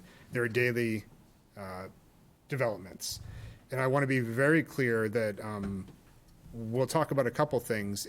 This is not a specific population that I think Sarah and I are going to talk about. There are kind of 3 groups that fall under this conversation that we're going to have. So there are the traditional homeless population that have been served by shelters in the greater Portland area, mostly in Portland, but there's a few Lewiston and Brunswick as well, that were impacted by COVID, that those numbers have been more difficult to deal with because shelters have had closures and restrictions over the COVID period, up until very recently, and a few of the shelters closed for long periods of time. There is a population of increased homeless or people in transition, transient, that were unexpected, unplanned because of economic situations, because of either job, medical, or just change in circumstances because of everything that's happening around COVID. And then there's the issue that's been widely reported on recently in the press, which is a larger number of several programs of immigration, so refugee and asylum seekers, flooding into the Portland area, large numbers coming into the Portland area, to Portland, essentially to Portland. And that development was compounded very recently, 2 weeks ago, 3 weeks ago, by Portland making the declaration, the decision that they would not be providing above and beyond services to house new arrivals that are coming in. And Portland traditionally had been providing a very high level of service. And it was almost like it had set a baseline that was well above what the general assistance standards were statewide. And that had continued throughout COVID and into recent times. I don't want to make this too much into a point the finger at Portland situation, because Portland's recent decision was really done what every municipality around here has been doing for probably the past 20 years, which was do what's required by general assistance laws and not go above and beyond anymore. The issue is that, though, that there had been an expectation for many years that a higher level of service would be available in Portland that no longer is. Right. So Portland's recent decision, absolutely the right thing to do for their taxpayers. Our staff would make the same decision. Very difficult for the greater Portland area, because there's a huge demand on homeless services, shelters, things like that right now that just don't exist and can't be covered in Portland for all of those different uses that I mentioned. So one of the outcomes of that has been overflow to Freeport. So there have been a couple, 3 or 4 different hotels that have been used for many of the different uses. There's been a lot of reporting on asylum seekers that have been housed in specific blocks in hotels, which is true, but there's also been a large number of just shelter overflow population, because there's not the capacity in Portland that have been placed, not by the city of Portland, but also by Catholic Charities, by Opportunity Alliance, by many other social service nonprofits, not just the city, into hotels in Freeport. Just to clarify, that was a private decision between those agencies and the owners of those hotels. The town had nothing to do with identifying whether or not we had any capacity. Let's be very clear, all of these are private. Well, the blocks are private decisions between the city of Portland or those nonprofits and the hotel owners. The general overflow, a lot of those are voucher placements, so people who can't find housing, if they're the community that they're assisted with by general assistance, generally they'll receive housing vouchers, which can be redeemed. They work out deals with hotels. Some hotels. So that was a business decision that the hotel owners made to accept that. Correct, and none of those decisions, or none of the things I just talked about, had anything to do with the town of Freeport. Well, one of them, though, is it just for like the residents of Freeport who found themselves homeless and did not have an alternative shelter, then yes, Mike Tosick did coordinate an agreement with the business owners or the property owners. Correct, and we've done that, and that is traditionally, we've done that too when shelters have been full in the greater Portland area, and there's somebody in Freeport that comes for general assistance that would be sheltered in that way. Very temporary fashion until they can find shelter. The problem is really a housing problem, though, because there's not long-term shelter available and there's not long-term housing available. And I think the numbers that I've seen are 1,500 to 1,700 individuals that do not have housing. Correct. That are in this kind of limbo between not having shelter space, not having permanent housing, and what do we do with them? And that's specific to the Portland area. Greater Portland, right. That's the rough, that's not Freeport. That is, it's Old Orchard Beach to Brunswick, roughly, or Lewiston, Auburn, really. Yeah. And that's the number of people that there's not long-term shelter, either permanent living or shelter living for, that are ending up in hotels right now. So a very small percentage of that is in Freeport, but it is significant, and the question was asked. We've also have residents that have come into town hall and said, I want to make sure that the council is aware of this, to make sure that this is stated publicly what's going on, so that I'm aware. So that's why I've asked Sarah to come and give kind of an update of where we're at right now.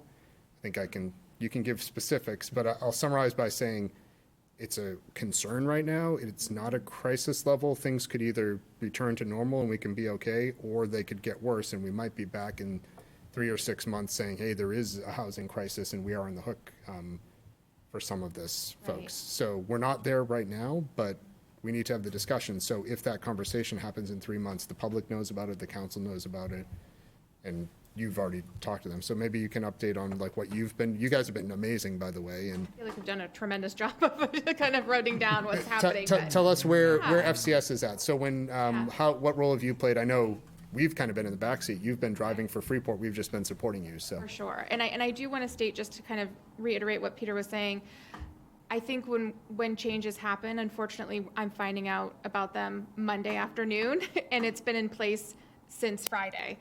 So we're finding things out, unfortunately, not in a very timely manner, but as soon as we hear, Peter and I are chatting. So it very much we likely will have a crisis that is happening when we come back to you if we need to.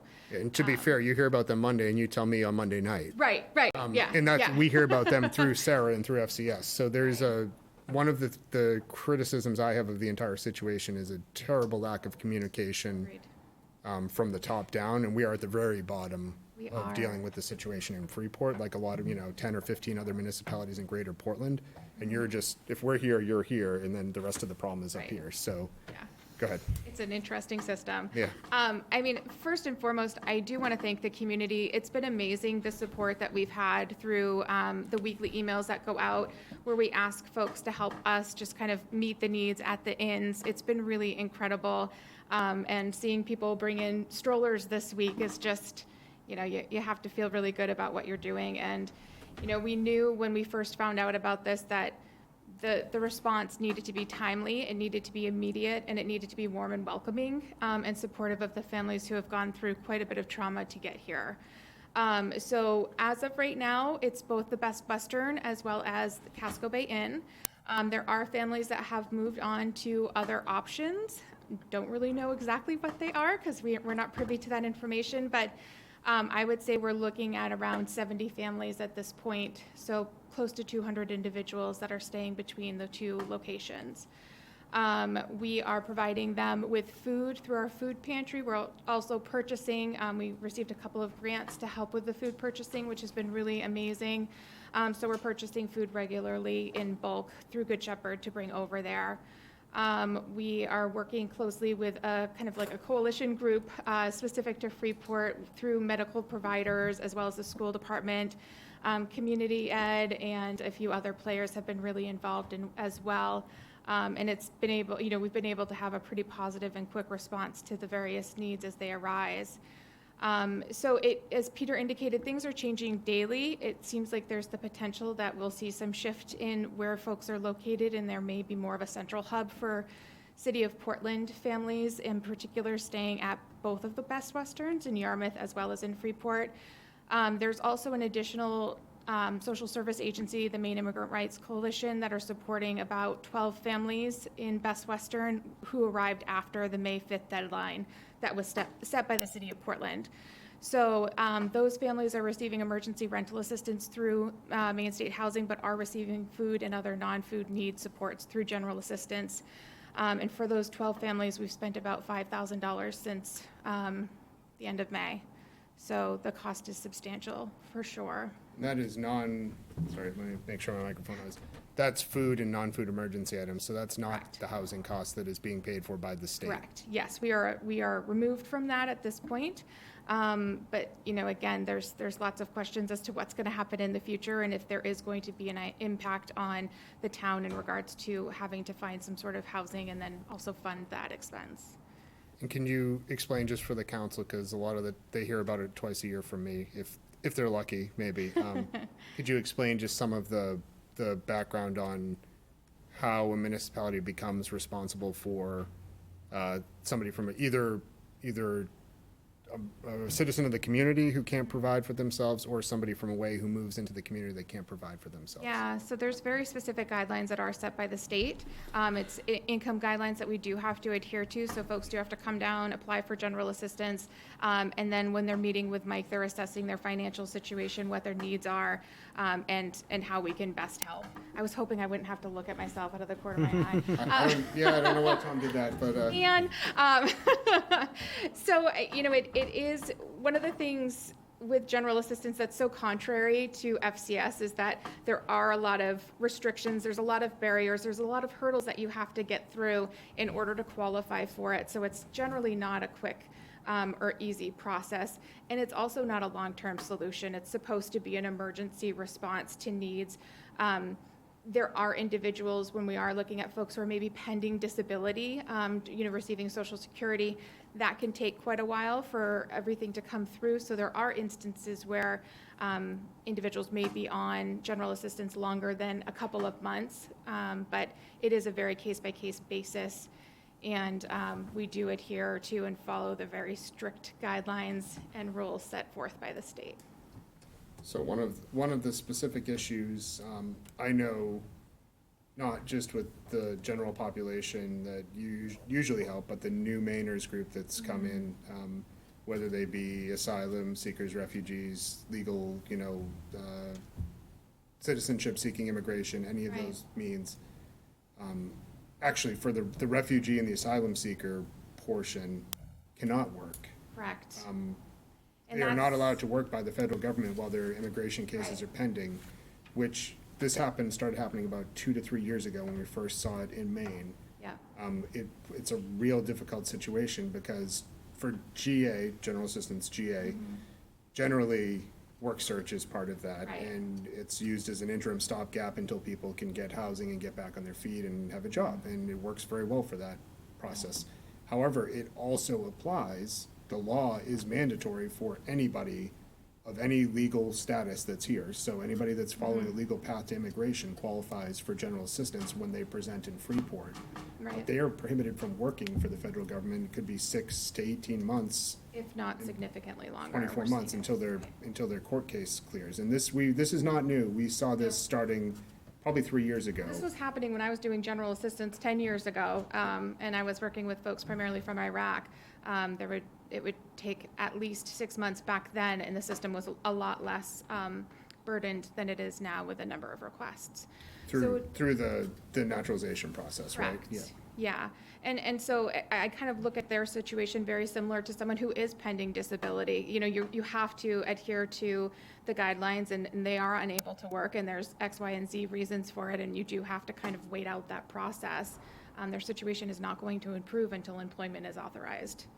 And then, there's also the reality that once folks do get the employment authorization, the wait time to then reapprove it or get it, re-up it again in, whatever period of time, I think it's a couple of years, you almost need to start that process as soon as you get your employment authorization, or you're at risk of losing that authorization for a period of time until the reauthorization comes through. So it's an interesting situation to navigate and very challenging, certainly with English not being someone's first language, and trying to understand all of the documentation and paperwork required is really immense.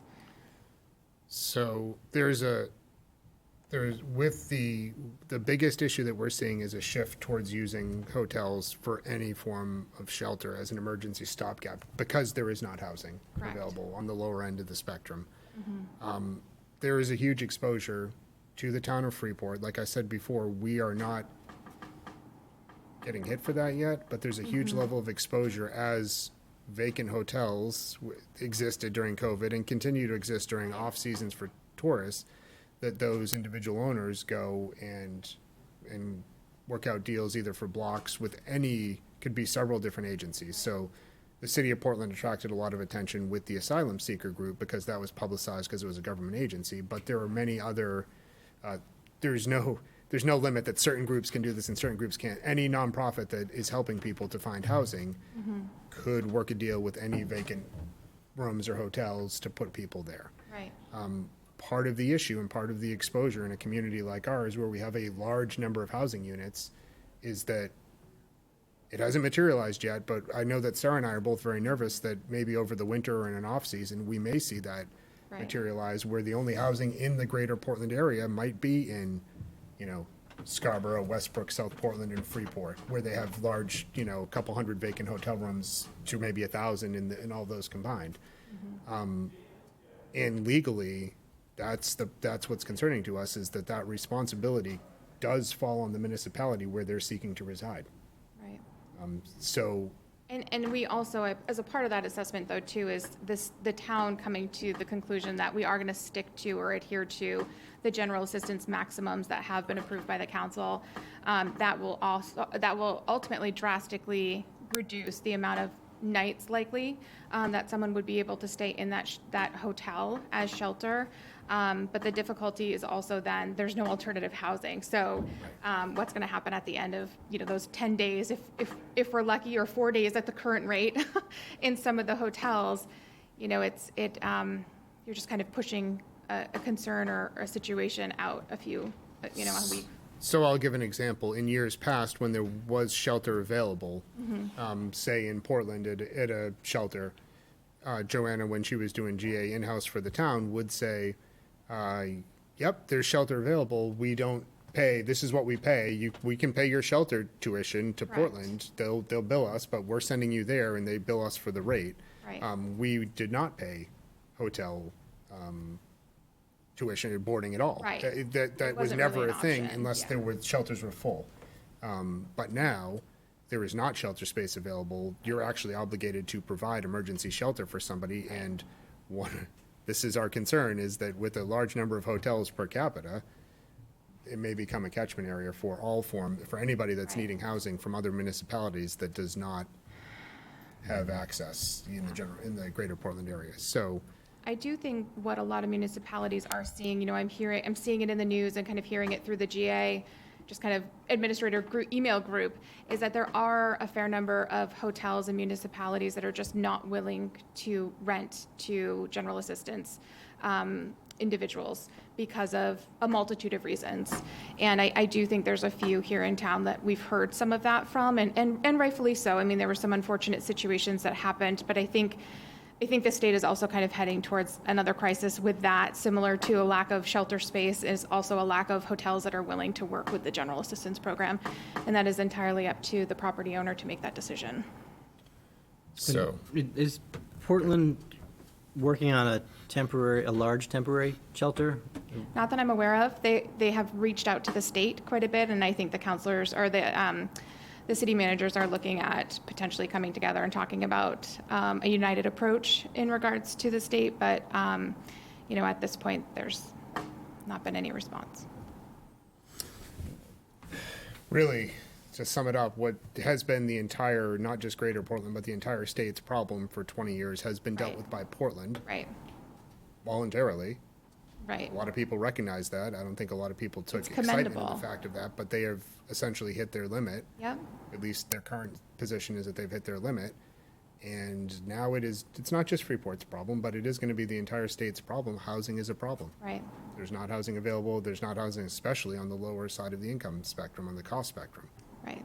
So there's not housing available to put people in, which is, we're not there yet. It's not an emergency, but we're just putting in front of you that it is scaring us from a liability perspective, from financially. So. Absolutely. One thing that's been looked at, and we looked at, was there a zoning change when a hotel went from a seasonal hotel to having residents, for a long time, and I don't think there's any issue on that, but certainly there's an impact to the community.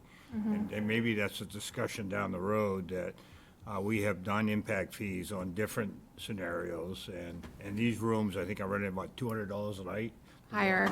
Hotels are getting. Higher. Which is a significant amount. And I know we are certainly seeing it in public safety and impact. We're seeing it with the organization and impact. Maybe a discussion down the road we need to look at is maybe some way that may address the impact and offset some of the costs that you're incurring and we all are incurring for that. That might be a different area to look at. One issue is so we looked at it from the land use perspective that you mentioned at the beginning. The voucher system where people are provided vouchers to secure their own housing in agreement with the property owners is no different legally than renting. It's renting a short-term lodging. It's the same thing as, or at least in staff's opinion, it's the same thing as if it's just somebody else paying the bill. Right. We've used that before on a very limited basis for the town through GA, and we didn't feel like it was violating land use regulations to put people on a temporary basis.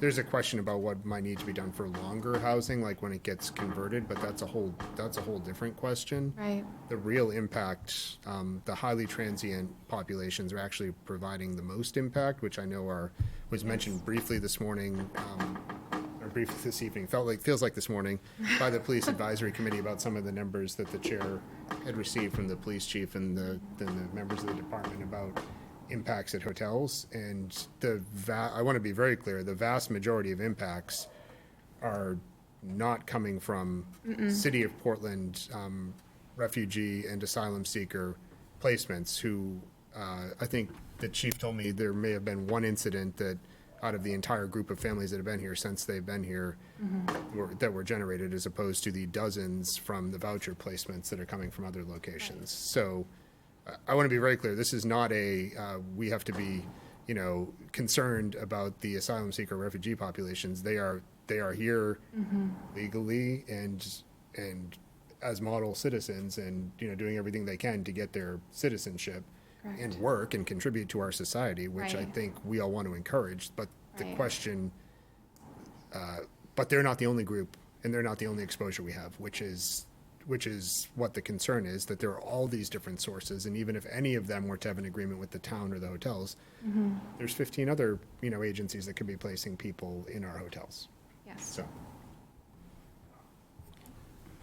Are you working with other communities, and I'm talking like the Bangor area, or are there other areas that may assist that we have not traditionally worked with in the past? We are not working with the Bangor or other areas because they're in a similar situation. They may not have the population of New Mainers, but they do have a large transient population that's struggling to find housing right now. But we are working really closely with our neighbors. Yarmouth, we've created a really quick and wonderful relationship with, certainly through the work at the Best Western. The city of Portland has been really huge as well. And then also, other nonprofits and things like that for more local resources. Thank you. The big issue, can't stress it enough, housing, state level. Housing, please. There's no policy to deal with this right now. Right.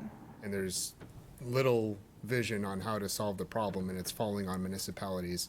I mean, to be fair, it fell on Portland for 15, 20 years to be everybody else's backup. Right. So while a lot of people are not thrilled about Portland's recent decision to not go above and beyond anymore, it's the same thing that to be honest, it's the same thing that every other municipality in the greater Portland area does and has been doing. Right. There is not a vision, I don't think, of how to solve this issue. There's a lot of people working on it, but there's not a clear front runner to how the homelessness and housing situation in all of Maine gets solved right now. And this is just, it's not ours to solve. We're just dealing with the problem, but I think we will be a part of any attempt to solve it for sure. Yeah. It's been really incredible, too, to watch the families. I mean, they are so respectful and so appreciative of Freeport and, I think Maine in general, being as welcoming and warm to their arrival. It's been really incredible. And seeing pictures of the kids going to prom and participating in other activities, I think it's been a huge plus for our community to be in the position to support them as we have. And I know the financial impact is intimidating, and we need to be concerned about it and address it. But at the end of the day, these are really amazing families with talented, educated individuals, beautiful children who are just trying to start their life over. So it's pretty amazing to be a part of it. Yeah. Well, Sarah, thank you. And thank Mike as well, because I know it's not an easy job to be dealing with 300 individuals that probably have 300 different sets of needs. But I agree, we've gotten to know some of the new asylum seekers and refugee families, and they've been great. They've been a great addition to the school, kind of helped diversify things there, and they're eager to contribute, it seems. So we're thankful to have them, and we just got to figure out what place to put them and how to pay for it. But in the meantime, you're doing a yeoman's job, and so is Mike. So thank you. And I know. I don't have a lot to say because we've had this discussion a lot between you and me and Peter and Vice Chair, so we've talked quite a bit about this. But Councilor Pillsbury. I'll echo everything Dan said. The service you're providing to the people of Freeport is fantastic, and I thank you so much for doing that. While we have you, could you talk a little bit about what you see as potential impacts to other general assistance needs like fuel, heating, energy assistance, food bank, things like that, especially in the current climate that we're in where, energy prices are through the roof, inflation's running really high. Right. What do you forecast for the next 6 months, the next year, and how can we help?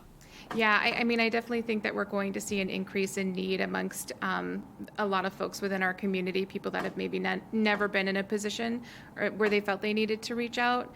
$500 to put 100 gallons in your heating tank is really scary. So we've definitely seen an uptick in an uptick in requests on that level. Even though it's warmer out, people still need to have hot water and other needs like that. Certainly the food pantry, we're seeing our numbers. We've definitely doubled, if not more significant from that, just based off of all of the need within the community. Gas vouchers are being utilized regularly. They're not going as far as we would like them to go or as far as they used to go, so that's something we're navigating. Salvation Army is really helpful in funding that piece, so we'll be connecting with them about hopefully increasing that ask. Electrical disconnects are coming in fast and furious, and CMP is tough. They're being really tough right now, and it's very difficult for families to find resources to cover enough to prevent a disconnect, with the price of the utility each month having increased so much. So it's busy. It's very busy at the center. We have new people coming in every single day using the food pantry and exploring other resources. We've seen also an increase in our backpack or back to school. The backpack program for the school lunches during the school year. That's been pretty popular as well in regards to utilization as of the end of the school year. So I think we'll project that to continue to be quite high going forward. And then emergency assistance, we can help with any random need. I always encourage people, if you have a need and you don't know how to fix it or what to do, just come and talk to us. We are low barrier, and so help with dental care and other situations that arise, car repairs, where money's being allocated to other utilities where it wasn't. Those little hiccups that happen are having a much larger effect on folks, and we're there to support them. I mean, to me, it's very clear, and I'll just make the point again, about using a chunk of the ARPA funds to help support FCS. I mean, I'm 100% supportive of that, so just putting that out there. Thank you. Sarah, do you know if there's any efforts organized through our congressional delegation to try and address some kind of an emergency ruling on the work prohibition? Not that I'm aware of. I'm not aware of anything. Everywhere you go, there's help wanted signs, and Right. here's 200 families. Right. Imagine being stuck in a hotel room wanting to get out, and Yeah. you see the signs and you looking can't. for a way to start putting their Yeah. life together here, and getting a job is a great first step. It's extremely frustrating to see the mismatch. I know, it's so true. We actually had a really great meeting with a woman who works for the Department of Labor this morning, and just kind of talking about, for the asylum seekers in particular, having some sort of resource or program to bridge when they arrive and have settled and kind of worked through some things that they need to work through. And then when that employment authorization is actually secured, can there be job training? Can there be resource sharing or just information gathering, just ways to support folks to, maintain their own brilliance that they have and develop it further into skills that will be useful. Certainly we could use more CNAs and nurses and all of the above. So maybe I've talked to a gentleman a couple of times. He has a PhD and he wants to work. Yep.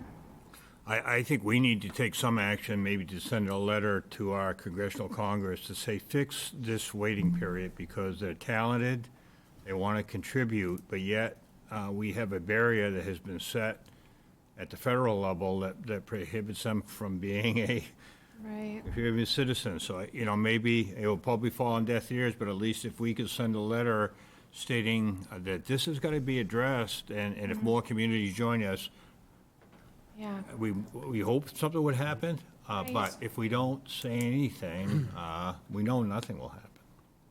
I think it's a great idea. I think it's one of the points. So there's the statewide issue of the housing, and then there's also the the federal work requirement, which is,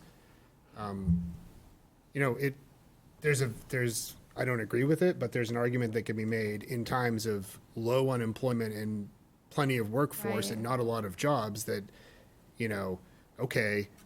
make sure that, the process takes a while and things like that. It's certainly a point that people make. But right now, it's foolish when we can't find people to work. Yeah. And we've got families that are being forced on general assistance against their will by this policy that are spending tax dollars that don't want to be spending tax dollars. it's a mismatch on so many levels to me that just doesn't make sense. It's so true. And going through the general assistance process, as I explained, it is difficult and laborious. It's also dehumanizing. It's not fun to have to go through that process on either side, certainly more so from the person applying. And it's, again, when you're kind of stuck in a hotel room and you're having to think about everything you've been going on and not really having any outlet or places to go to, it's really challenging. Would you guys be in support of me drafting a letter in consultation with the vice chair and the manager? And yep, okay. One other question to Sarah. I want to focus on your comments about fuel assistance, particularly heating fuel and CMP disconnects. So do you typically buy upfront to try to get a locked-in price for fuel? We don't. We have had success this year with a particular vendor who's willing to work with us on a bit more of that sort of level. But generally it's because what we try to do is go with whatever company the individual is familiar with or has been using. So it makes it a little more difficult to kind of lock ourselves in with one company when, especially with propane, you're stuck with whoever owns the tank. Okay. So. So I guess maybe at the next meeting you could come when we talk. I agree with you that we need to look. I think we're living in Maine. Right. Okay. Heating is going around the corner, and the disconnects are going to be an issue coming around the corner. So maybe, something that could be realistic on some of your projections because, I know people in this town that have pride that won't come ask for assistance. Right. And I want to be able to make sure we have something when we reach that point. Absolutely. I agree. Thank you. Thank you for that. Great. Councilor Daniele? Just in case people are listening and they want to help, can you just give a couple of quick ways that, Yeah. where can people donate, right? Yeah, I would go to our website, fcsmaine.org. We have a little banner in the upper right-hand corner where you can sign up to get weekly newsletters from us about what the current needs are. We're trying to organize it through that method so that we don't just have random stuff donated throughout the week. Although it's appreciated, it does make a bit more work on our end to just sort through it. And all of the asks that we put out are related to needs that we've heard directly from the folks who are staying at the inns in particularly. So if we can, if folks want to join and sign up, that would be really great. Or call. You can call me. Happy to talk about what the needs are currently. Super. Well, thank you for the update.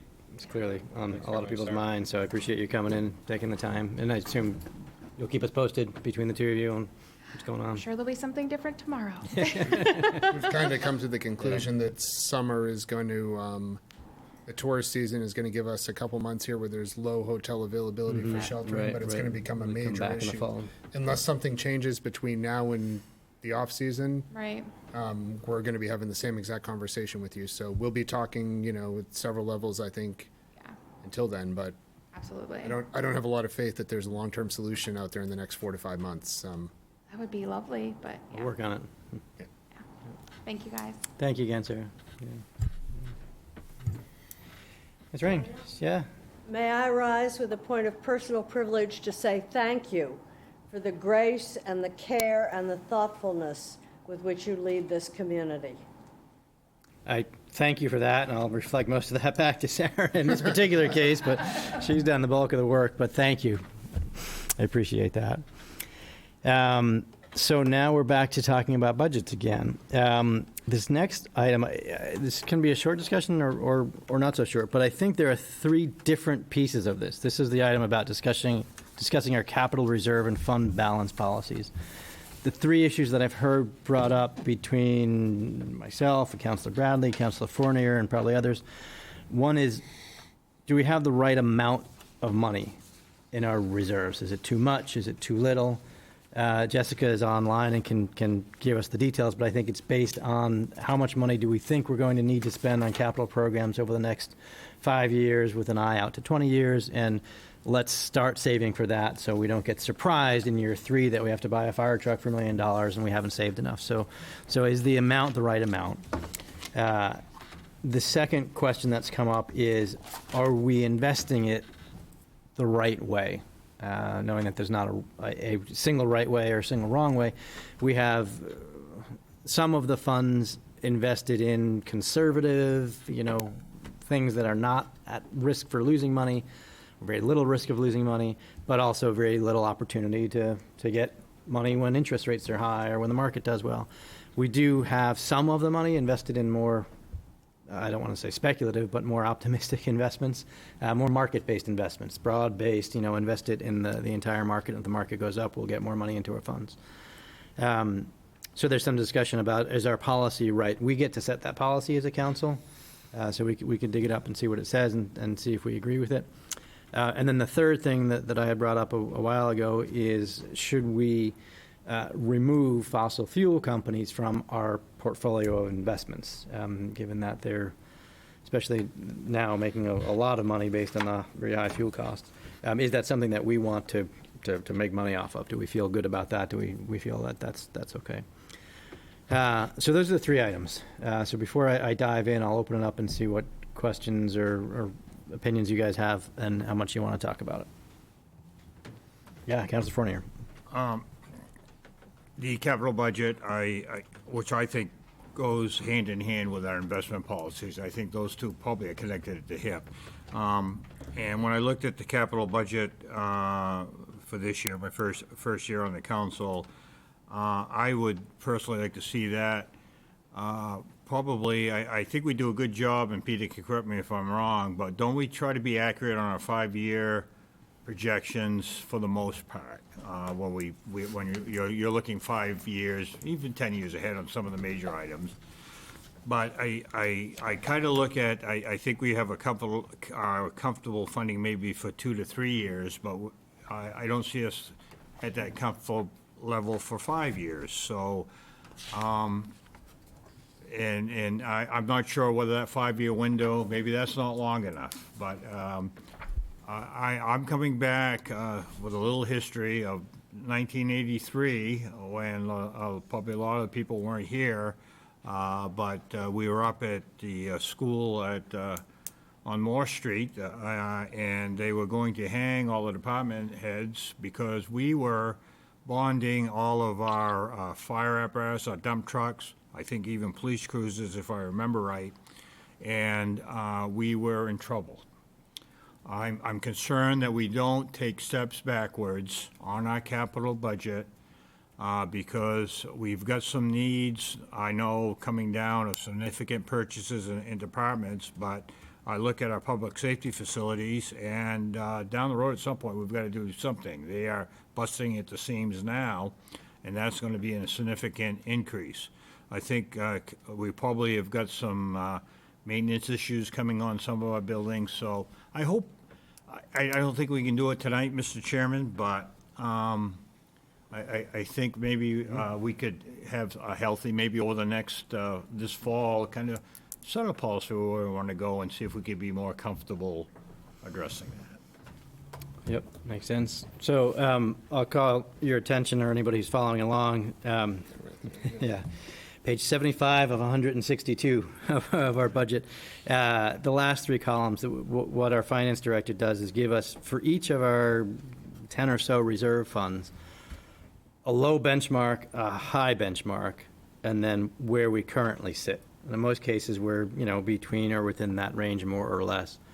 And the benchmarks are driven by, like we said, our 5-year plan. So when we discuss our capital program is a great time to say we should be doing more, I don't know about maintenance, but we should be planning for this new capital expense, or we should be planning for a building expansion, or whatever we think we might need. So yes, we have that conversation as part of our capital program discussion every spring. I'm happy to go further if you guys want and talk about, do we have enough, do we have enough in the reserves? It's based on these benchmarks that Jessica gives us. We've paid off all of our town debt with the exception of the new bond that we just passed for the bridges over the highway.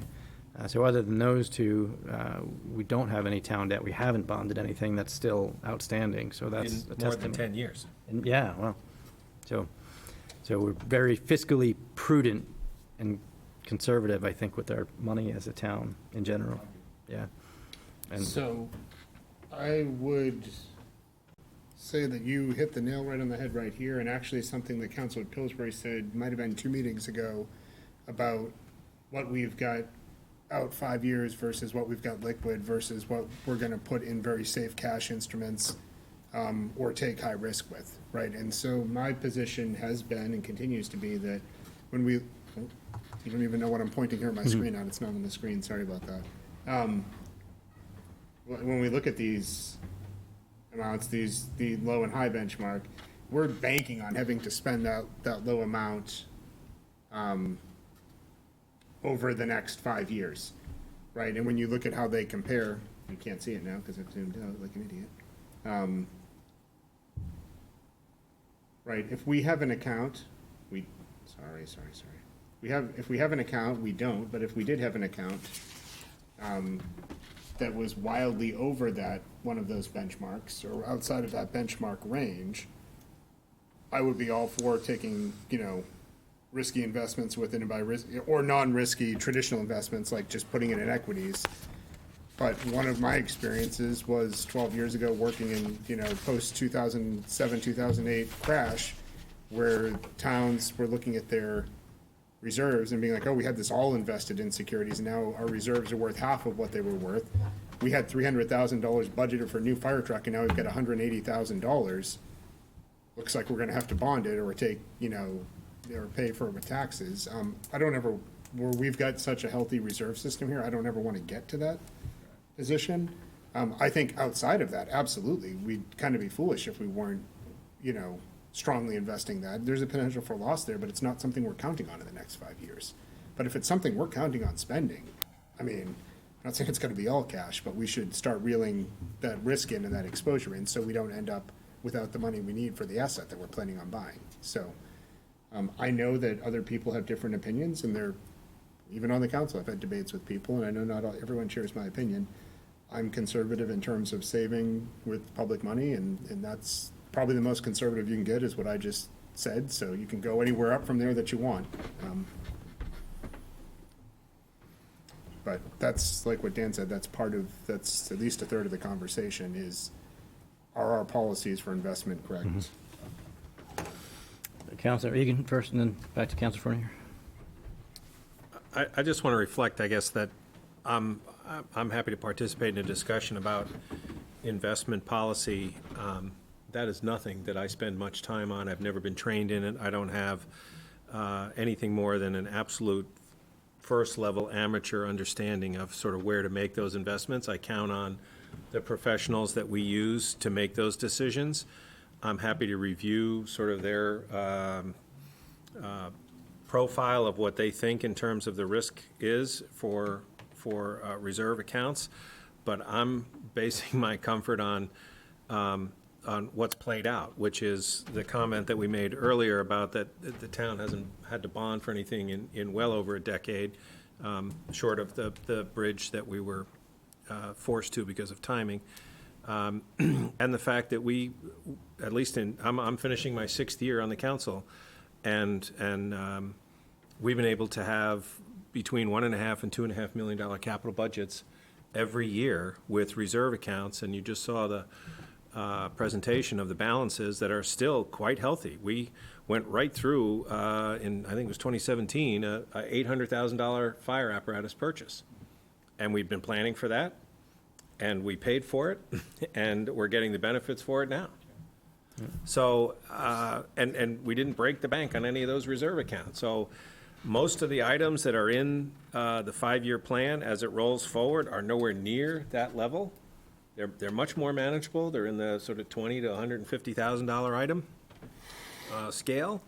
And so with good forethought, and we spend a lot of time, we started talking about the budget in February. We had a workshop or a council meeting for 7 Tuesdays in a row, where almost all of the topic on the agenda was the budget. So there's lots of conversation, there's lots of transparency about it.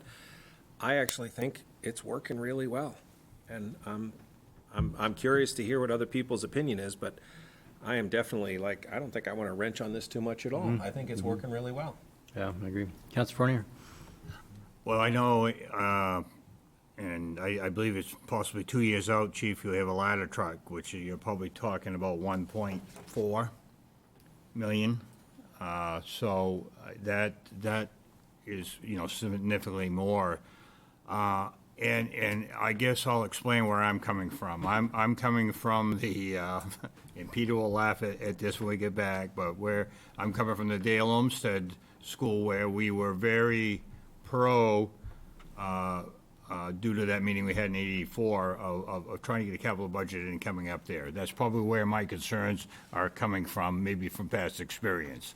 40 years ago. Yeah, correct, 40 years ago.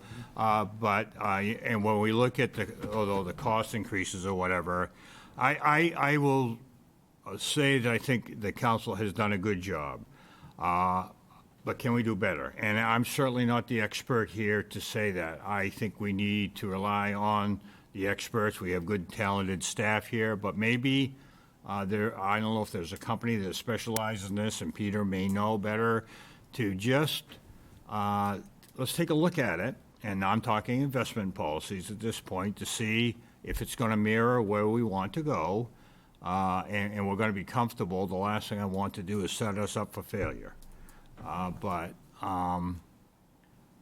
Peter is conservative, and I like conservativeness, but sometimes I think we miss opportunities because of, some of those policies. So that's kind of the discussion, that I would like to see, certainly not in this budget or whatever, but as we move forward with some expertise, because I don't know I have the answers either.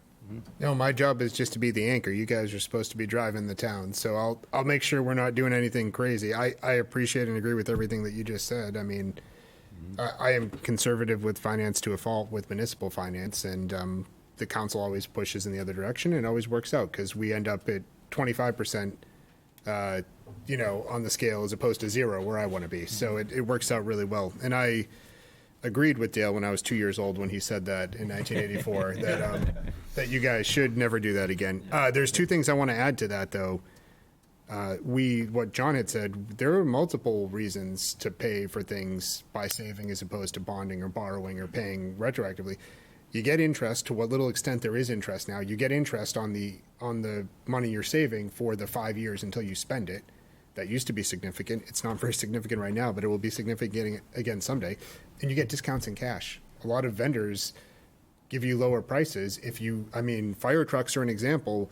If $50,000 off a fire truck, if you give them the $300,000 deposit before they start building it, 8% off on a $800,000 purchase, that's pretty significant. And other vehicles are the same. We actually get the vehicle we want reserved, and we get it in 3 months when we send them a check for $50,000 to reserve it, as opposed to, you're on the list with everybody else that doesn't have the money to pay us just yet, and we'll get to you. It really works that way for a lot of purchases. So bigger purchases, not, $20,000 computer purchases or, carpets or things like that. But there is a benefit beyond just not bonding and not paying. So you're avoiding the interest and you're making money on what you're saving. So, So with the three topics that I mentioned, the total amount, the investment policy, and then the divestment, personally, I'm comfortable with the first two. I'm comfortable that the amounts we have compared to what we're planning on spending is about right. I've been through the policy with Jessica as well, and I'm reasonably comfortable with how much risk we're taking, in my personal opinion. We're mostly conservative. We have some risk. Could we take more? Yes, but that would be risky. So I'm comfortable with that. The divestment, as you guys probably know, is something that I think we should do. So I'll bring that before you guys as a motion to say that I recommend we would adjust our policy to divest out of fossil fuel investments, and I'll explain how that would all work and what I think the impact would be. We do have some professional investment professionals, I guess, who invest the money on our behalf. They look to us being us here at the dais, to tell them how much risk we want to take, and then they make the investments based on that. So I've tried to probe them a little bit, saying, well, what do you think? How should we do this? What do you think? And the answer is pretty consistent. Whatever you guys want to do. I think Peter's a backstop, and he says, you can't go this far, but, this is what some other towns do, and you guys can be more risky or less risky. So Yeah, So, I mean, there's definitely room to comfortably yeah.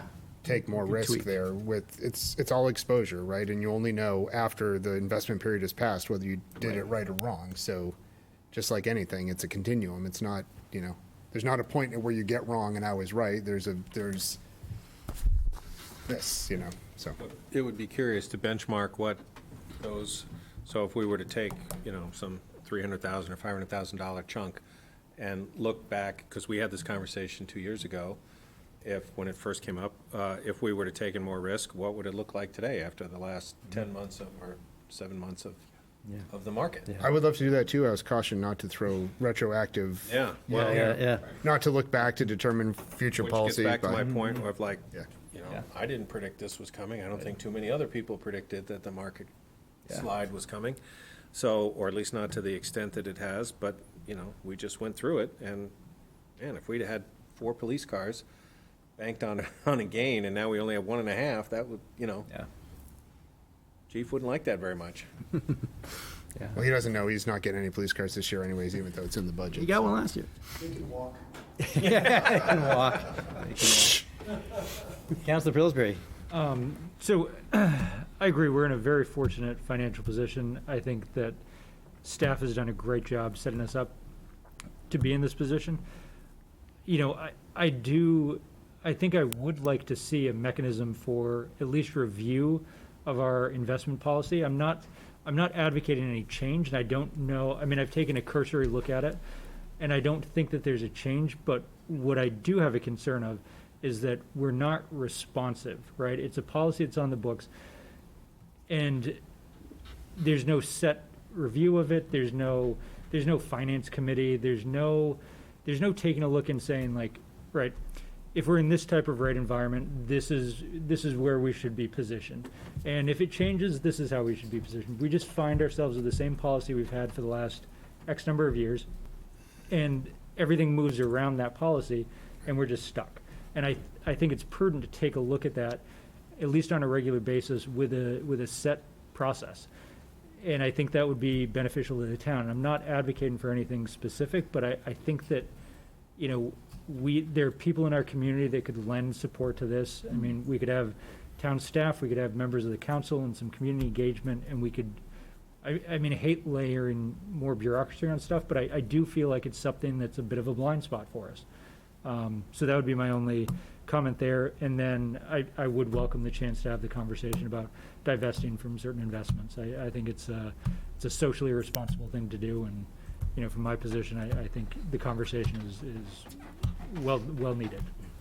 I think I heard our first volunteer for our finance committee to review our investment policy. But it's. I think one of the more frustrating for the other person conversations I've had in the past year must have been with Councilor Bradley when he brought this up about a year ago, and he's like, well, why do you do this? And I said, because you told me to. He said, I never said anything. I said, well, the council 13 years ago told us to do it. That's why we do it. And I don't think he liked that answer, but it just gets to your point, right? Like, why do we, sure, it's the council policy, but there's been 15 councilors since then. There are 20 councilors since then. That was a completely different rate environment. I think it was done just post 2008, maybe 2010 range. So you can see why they were very conservative, and why it's not the best model for every environment, for sure. Yep. So, Jessica, if you're still on, if you don't mind forwarding the investment policy to Matt for him to take a look at. Sure has, okay. And then, so if anybody had, in the short term, if anybody has changes that they want to propose, let me know and we'll get them on the agenda. But in the longer term, I like Matt's idea about, not having it be a set it and forget it forever policy, but something we should review periodically and respond to the market changes. So I like that. All right, ready to move on? Next one I think is going to be easy. We have a parklet that we put up on North Main Street in between DeRozier's and the Chamber of Commerce and Visit Freeport. That's worked really well. There's another one being proposed for Bow Street outside Island Treasure Toys and Brickyard Hollow and the parking spaces along there. Because it's town property, they want us to weigh in and say yes, whether or not we think that's a good idea. So I don't know that there's a whole lot to add. I think it would take up 2 to 3 parking spaces. It'd be similar to the one we have on Main Street. It's a town parklet, but the business owners agreed to maintain it, clean it, take care of it, decorate it. And the neighbors don't seem to be opposed to it. He says he's checked with the neighbors and they all seem okay with it. That's correct. This is the entrance to the restaurant right here. You can't see, but roughly right there where my cursor is, if you can. It's not showing up. Sort of by the empty parking spot. There it is, yep. By the empty parking spot. It would start in this parking, the silver car, the cursor is like, I'm in it delayed, so I'm not gonna use it. The silver car, the gray or black or blue car that's after it, and those 4 motorcycle spots, which, by the way, aren't long enough to park anything beside a scooter or a small standard motorcycle in. Why not include the empty spot? Because it doesn't need to be that long. They generally build them 30 or 40 feet long with angled ends. Why not shift it up so it's in front of the entrance to the Well, restaurant? we're trying to keep a parking space available. Pick up pizza. Oh, yeah, okay. But also those motorcycle spaces are criminally underused. Yeah. I've never seen, I'm not saying they don't get used, I've never seen one in 10 years in there. I've never parked a motorcycle there either. But those. Occasionally, yeah. Yeah, I mean, it's literally 10 steps from the front door down to the side. Oh, and also the other reason is it's flatter in that location. The street flattens Oh, out, okay. so better for tables, not rolly, not as rolly.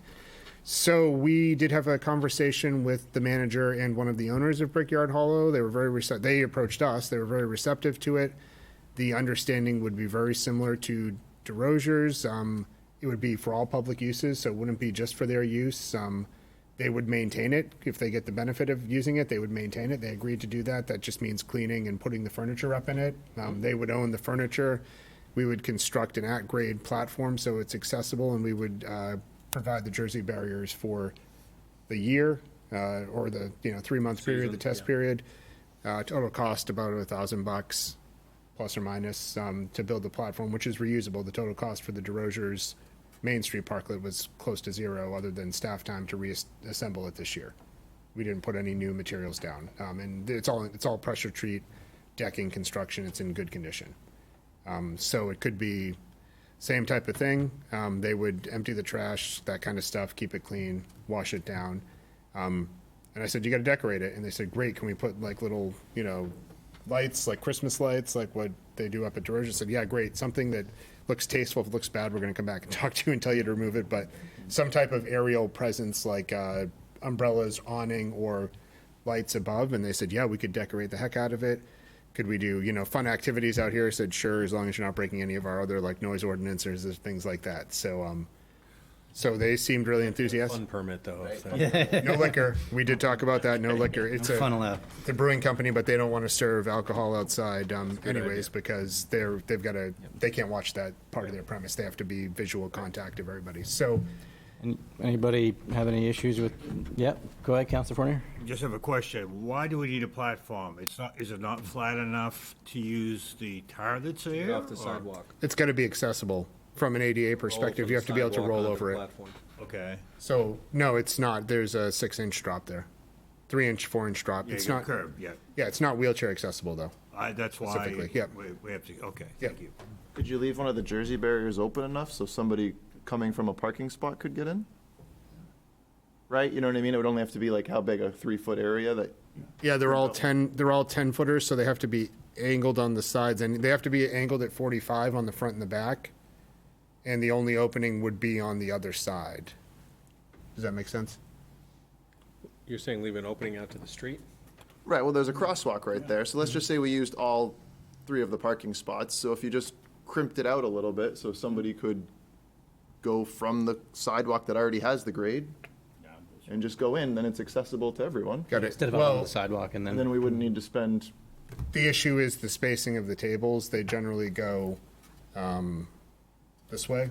So you access like stalls, like, so looking at this, they're like positioned like the motorcycle parking spaces would be, and you wheel into each one or use a walker or cane or whatever your mobility device is. but do they all have to be accessible? Yeah. Every single one? Well, the majority of the tables would, all the tables would be, if you look at the way they're set up at DeRozier's, those are all accessible. They all have an overhang on the tables. On, I think his point is if we make one accessible because it's at the right grade, do we need to make the others accessible as well? What's the rule on think- this? Does every table that we set up have to be ADA accessible? I don't think so. I think they would all be accessible with the platform, which is how they're done everywhere that I've seen. At least the ones that I saw in Portland, the ones I saw in Miami Beach, and the ones that I saw in South Carolina were all done that way, but that's the only ones that I've seen. So you can't enter from the sides or from the street because that would be putting pedestrians either in the parking space or the only way to enter is off of the sidewalk. I'm thinking out loud that maybe you could make the tables accessible height. It would just be a little bit awkward because they'd be off kilter with the floor seating. So the tables, if they overhang the sidewalk, they could be done that way, but it's just going to be a little bit off kilter. It's okay, I was just asking. We can just spend the money and get it up 6 inches. We literally were told that this is the way that they're done by everybody who's done them. We wouldn't be, we're not looking to make, I'm not looking to make more work for our construction people. They're not happy with me already, so. Chief's got a comment. Okay. I'll approach the podium. I bear a little bit of responsibility for some of the conundrum here because back when we started with the DeRozier's parklet, the only stipulation or input that I had was I didn't want to sign off on it unless we had coverage for people who are going to be within inches of vehicles presumably doing 25 miles an hour. So I was very vocal at that time about creating a protective hedge around anyone who would be using these parklets, just because I wasn't comfortable with people being that far out in the street without a protective hedge. So that's part of the reason why we can't open up the end to create a passageway, is because we can't run the risk of a car coming down with this very little curb, skipping inside the Jersey barrier and running over 3 tables worth of people. And it may sound like a stretch, but having spent most of my 50 years in Freeport and 26 serving the town, people do end up on the sidewalk, they do end up into buildings, they do end up into telephone poles, and they hit our businesses With their cars. frequently enough that I'm worried about it. Yeah. Right. Well, I think right after the one on DeRozier, in front of DeRozier's was approved, didn't you text me a picture of someone that took out like the whole sidewalk in front of LL Bean where Jay usually sings, who was here earlier? Like that, Yeah. They took out a bunch of the stone posts. It was like a year ago, maybe. Yeah. And I think it was, you sent something like, haha, I told you so, or something. It happens enough that we really wanted to make sure it was safe. So I just wanted to give some Thanks, Chief. So it's your fault. That, folks, is why he has stuck around the entire meeting. Just to add Thank you for little that 2 cents comment. in there. Well worth it. Any other comments? I have a totally non-scientific anecdotal survey of about 7 or 8 patrons using the parklet that's on North Main Street, just walking by various times, asking them, how do you like it? And 100% satisfaction. This is a great thing. Yeah. Of course, if somebody's using it, you'd think they'd want to have a positive comment about it. I didn't hear anybody say anything negative about it, but it seems to be very well received, so I'm in favor of a second one. No, Mary and Tony did a similar survey when we did it last year and got similar feedback. We had another request for one that's we're gonna approach it a little bit differently, but in front of the Met, the owners of the new establishment there said, hey, is that something we could consider at our location? And we can't because of the street width, and there's not really a whole lane of parking there, and the turning lane going down Mill Street. There's a whole bunch of reasons geometrically it wouldn't work. But we said to him, have you considered nice just wide putting sidewalk two tops out there, 3 or 4 of them in front of your store? And he said, great, but the property line's here. And I said, well, that's something I can help you with. So we are looking at where the property line is, and if Wide that's something sidewalk, that we sure. could give permission to infringe, if they take the tables back in every night. He said, yep, they could do that. So if that works out, we might bring that in front of the council for a permission letter, which would get to your point, Council Chair, of getting some life and liveliness on the street and looking like something's going on there. So do you need a letter from us for this Bow Street parklet, or just nods of our heads that? No, I think, again, DOT likes to have the minutes where there's an affirmative action, so I don't need like an official, maybe just a motion in a second to approve the location. I'll make a motion that we approve the proposed parklet on Bow Street. And I'll second. All in favor of that motion? All right. Thank you. That's 5-0. So minutes. Thank you. So noted.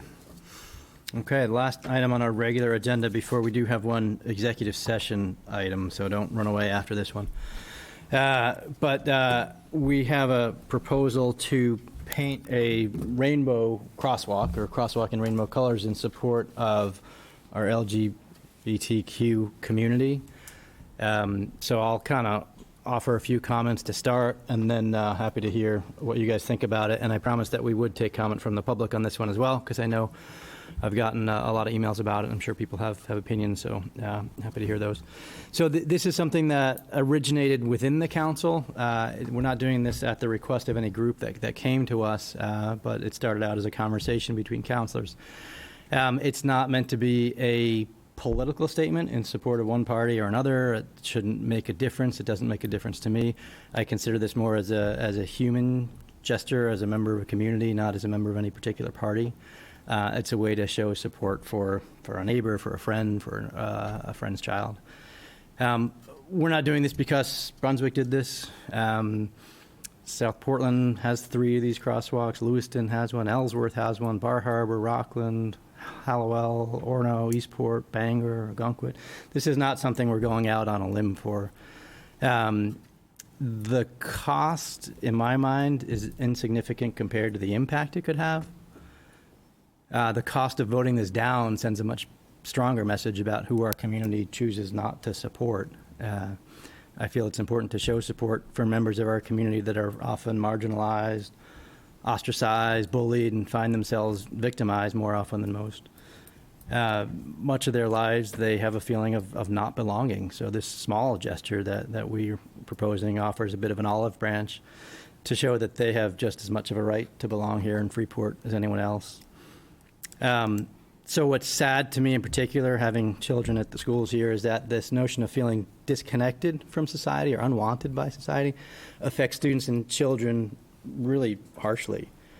There's a statewide survey that goes out to all students between 5th grade and 12th grade every other year. And it's a private survey where the students are not individually identified. And students are at LGBT students are at a significantly higher risk for bullying, harassment, depression, anxiety, suicide, and other mental health issues than students who have a more traditional gender identity. So these students also are less likely to have support from adults and more likely to experience violence. And just 2 stats that I'll close with. The LGBT students are nearly 4 times more likely to have seriously considered suicide in the past year. 2,800 LGBT students seriously considered suicide in the past year. That's enough to fill 58 school buses. If a little paint helps even one of these students, it's well worth it in my mind. So that's where I'm coming from. I'll open it up to questions, comments from you guys, and then to the public. Councilor Pillsbury. I'm completely supportive. I think it's the least that we could do. I mean, we pride ourselves on being an open and inclusive town. We're trying to gather support to revision our downtown and welcome more people, visitors, guests, residents into our town. I mean, this is just something on a human level that we should do. And, I'm completely supportive of starting here. I mean, this is a small gesture. Thank you. Councilor Fournier? If we go down this road, then I do not want to see pushback from maybe Christian groups that would like to come up and have a sidewalk painted in their colors. I would not want to see pushback from any other groups. My particular feeling, if we're going to paint a sidewalk, I would like to see it painted red, white, and blue. I think this country should be an inclusive country.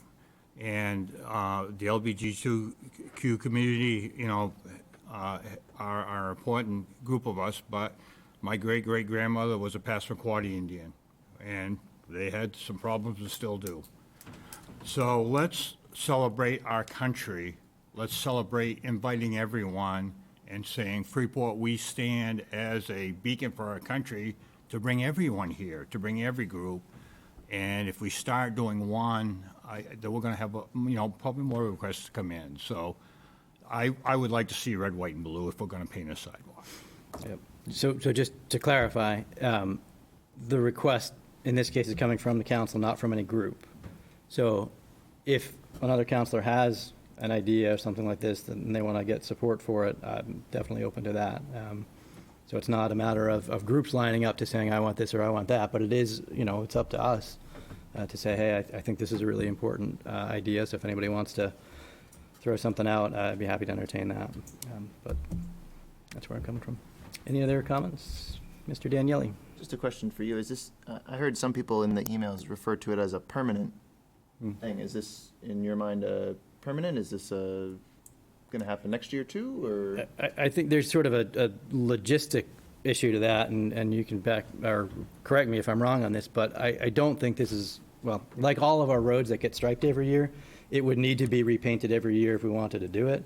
So given that could be a potentially different group of us sitting here next year, the council next year may opt to not do it. So I hadn't thought of it. I thought of it as a one-year thing. I'm happy to propose it as until the council decides otherwise, that we do this every month. And the reason it's coming up now is that June is Pride Month, so there's a lot of activity out in the community for this. So I would propose it as let's do this every year until council decides otherwise. Councilor Fournier. And Peter may be able to ask this. One of the phone calls I got today said that the DOT has designed sidewalks to be painted white. The reason it was painted white is to identify pedestrians or whatever. And so is that an issue? I don't know. Good question, and debate last year as well. I think we had on the same question. Yes, the MUTCD, which is the traffic Bible, it's about 800 pages thick. It specifies how you have to paint every road marking, specifies white stripes on the pavement as indicating a crosswalk. Our reading of it last year and a literal reading of it doesn't say anything about painting in between. So we talked about not just last year a rainbow crosswalk, but also about school colors, things like that. We did research after that, and the information we received from DOT is that they essentially don't enforce or look the other way on any political type of statement that's made in the spaces in between the white spaces. So that was essentially last year. I haven't asked the question again. I don't intend to unless somebody, requires it. But they have allowed this in, as the chair pointed out, several communities throughout the state. It's a very common thing. They only will allow it, and it's not limited to rainbow colors. It could be any political statement that the town wants to make. So your American flag colors, the colors we used last year, which were maroon and white, are, the high school's colors. That was considered a political, a statement made by the town. And they didn't have an issue with that. So I think it's open-ended. The current guidance from the state is they're not going to get involved in it with what a municipality chooses to do. Somebody goes out there and just paints it willy-nilly with no official approval or any purpose behind it, they're going to come down and make us repaint, or they're going to repaint it themselves. But they will not get involved, from what I understand, in standard what we're seeing around. So, Councilor Egan. I guess I disagree that it's a political statement. I don't see it as a political statement. I see it as an effort for the town to demonstrate that it's supporting a here and present portion of our community that is not often seen. And I have anyway, I got a personal connection to that. In terms of the white stripe question, we could have Earl here describe what each painted white element is on the crosswalk in terms of its dimensions. But I've seen examples, including today in our neighboring town, where the color is within the white. So the white is still there, but there's a blue stripe that's on the inside, so the perimeter is white. It's plainly obvious that this is a crosswalk. Yeah. There's no doubt at all that that's a crosswalk. And it has the colors of the visible spectrum, which is, I think, what anyway. for the And purposes. I'm Inclusive. sorry, I don't mean to state political statement like I think you were interpreting. I mean political decision of the town. It was a decision of the governing Decision of the body. of the town. legislative Right. body, yeah. Yeah. Councillor Daniele? I think a lot of the talk I heard that was in opposition to this was using town resources to do so. Would we consider opening it up for personal donation and putting a cost and saying, listen, we need to raise $500 and then we'll do it, kind of a thing? And so that way we're eliminating that barrier. Again, I think it seemed like there was a lot of people saying, like, hey, I just don't want to spend taxpayer, like that's not really my thing. I'm happy to pay for the paint if that's the issue. That's what I mean. Like, I More don't than think happy to. the paint and the time that it takes, maybe it's 2 people for a couple of hours. Like, I don't think it would be a hard barrier for us to fundraise. No. And if that makes a couple of extra people in the town happy. I think that's an excellent idea, Jake. You can pay me in paint this year, Peter, if you want. Sign over the back of your check right now, Councilor Pillsbury. Fine. I want a written commitment. No. Come on up. I said we'd take public comment, so I think now's a good time as any to open it up. I'm Don Quixote. I keep swinging it at windmills, it looks like. Okay, so here's my questions for the council.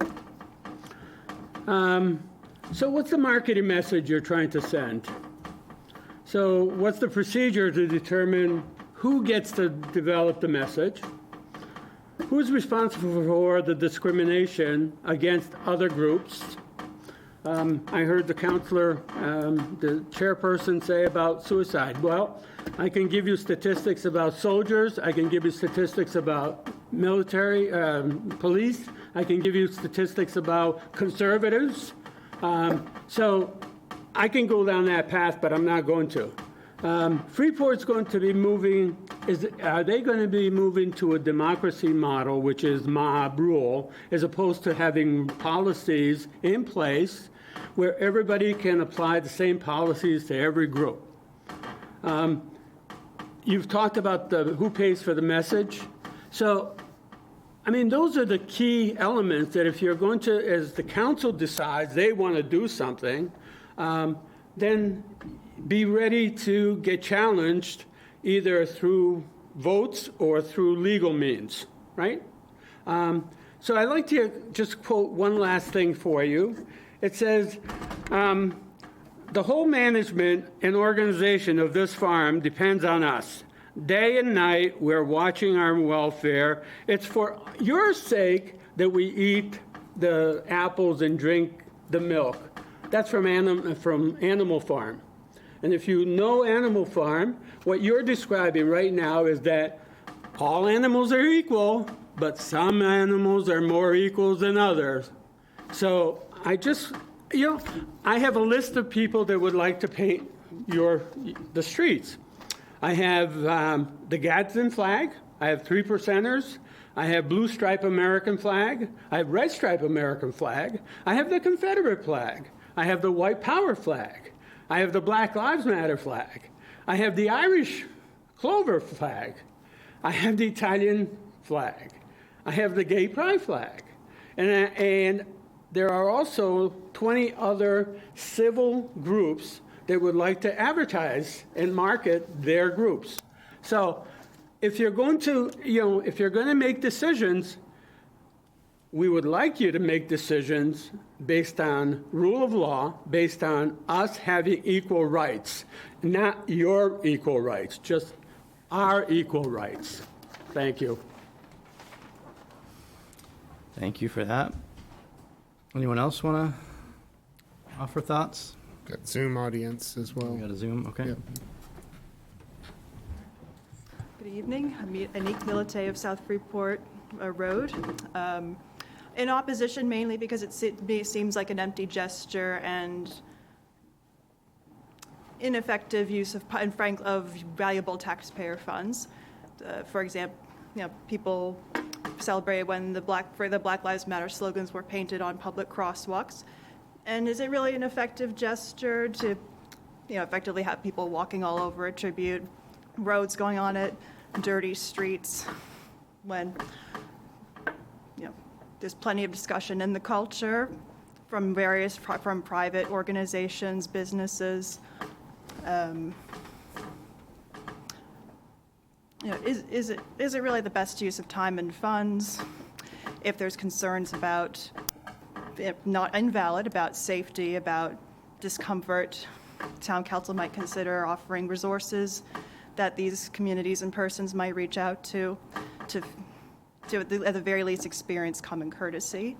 But otherwise, feeling that even, permanently and not least temporarily, where you have to reapply it every year with funds. Just on the grounds that it seems frivolous and frankly empty to be pursuing this as an ends. There may be more effective treatments and tributes out there. I don't believe this is one of them. So thank you for your time. Thank you. Thank you. Anybody else in the room want to speak before we go to Zoom and then bring it back up to council? Seeing none, we'll go to Zoom. I think we have a hand up.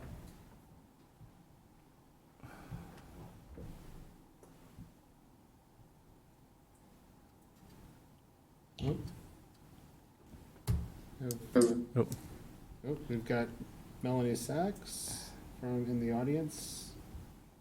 Can you hear us, Melanie? I can hear you. Can you hear me? We can hear you great. You're good to go. Terrific. Thank you. And I don't know why I have no camera. This has been happening to me all day. So thank you so much for your time today. I certainly appreciate it. I'm sorry I can't be with you today. I've been monitoring another meeting on Zoom at the same time, but this was important to me as a resident of Freeport. I wanted to bring it back for the public to refer to the Freeport Town Council goals and guidelines that you all approved for 2021 and 2022, that the Freeport Town Council is committed to engaging our residents and one another in respectful, constructive dialogue about issues facing our community. Freeport is a wonderful place to live, work, and visit, and has a reputation for inclusiveness and kindness. And explicitly in Goal 3, in that same document, it says that the council will affirm that Freeport is a welcoming, inclusive place to live and does not tolerate racism, prejudice, or discrimination of any kind. Moving down that same goal, it says this core value will be reflected in the town's public-facing communication channels and materials.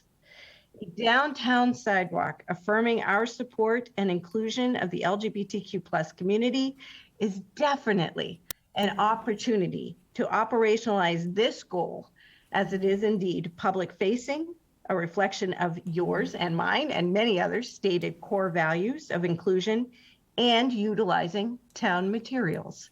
So I wanted to remind you of goals that you've already approved, have been with us for months, and that this is, quite frankly, a way to operationalize that goal of which you've already approved. So thank you for this opportunity. I am in strong support. And if any other groups come before this council, that I would urge them to have the clinical data, some of which were by Dan Pilch, to prove that groups are being discriminated against, that there is real harm due to that discrimination, and that actions such as positively affirming fit with the council goals. Thank you so much for your time this evening. I appreciate the opportunity to be heard. Thank you, Melanie.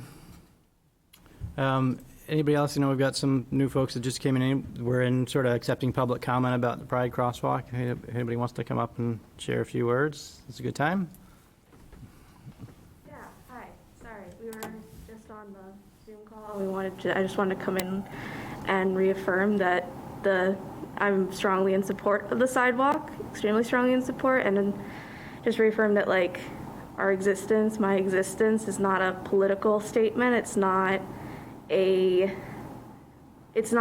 like that. It's just a human thing. It's who I am, and that the damage being done around the country to other trans and queer people is scary. It's very, very scary. And to have the town that I grew up in validate that they care about me and the part of who I am is really important, and I really appreciate.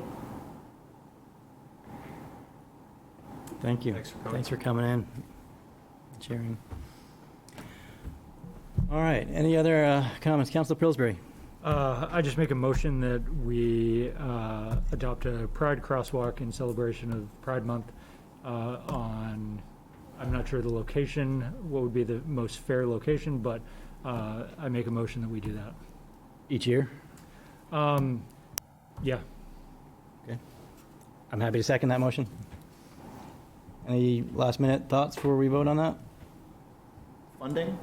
Well, just, it doesn't have to be in the motion. Fair question. Is that a fair question? Understanding that we'll I'm happy to fundraise for it. Commit to privately raising funds for it. Again, I mean, I personally am in favor of this. It's just I'm trying to hear what residents are saying, and that seemed to be the biggest hurdle for many people, was using taxpayer dollars for it. What do you anticipate the cost being, Peter? The paint, the biggest cost, and then whatever the staff time is for a couple, 3 people for an hour, half an hour. So $100 in staff time, the paint being much more than that.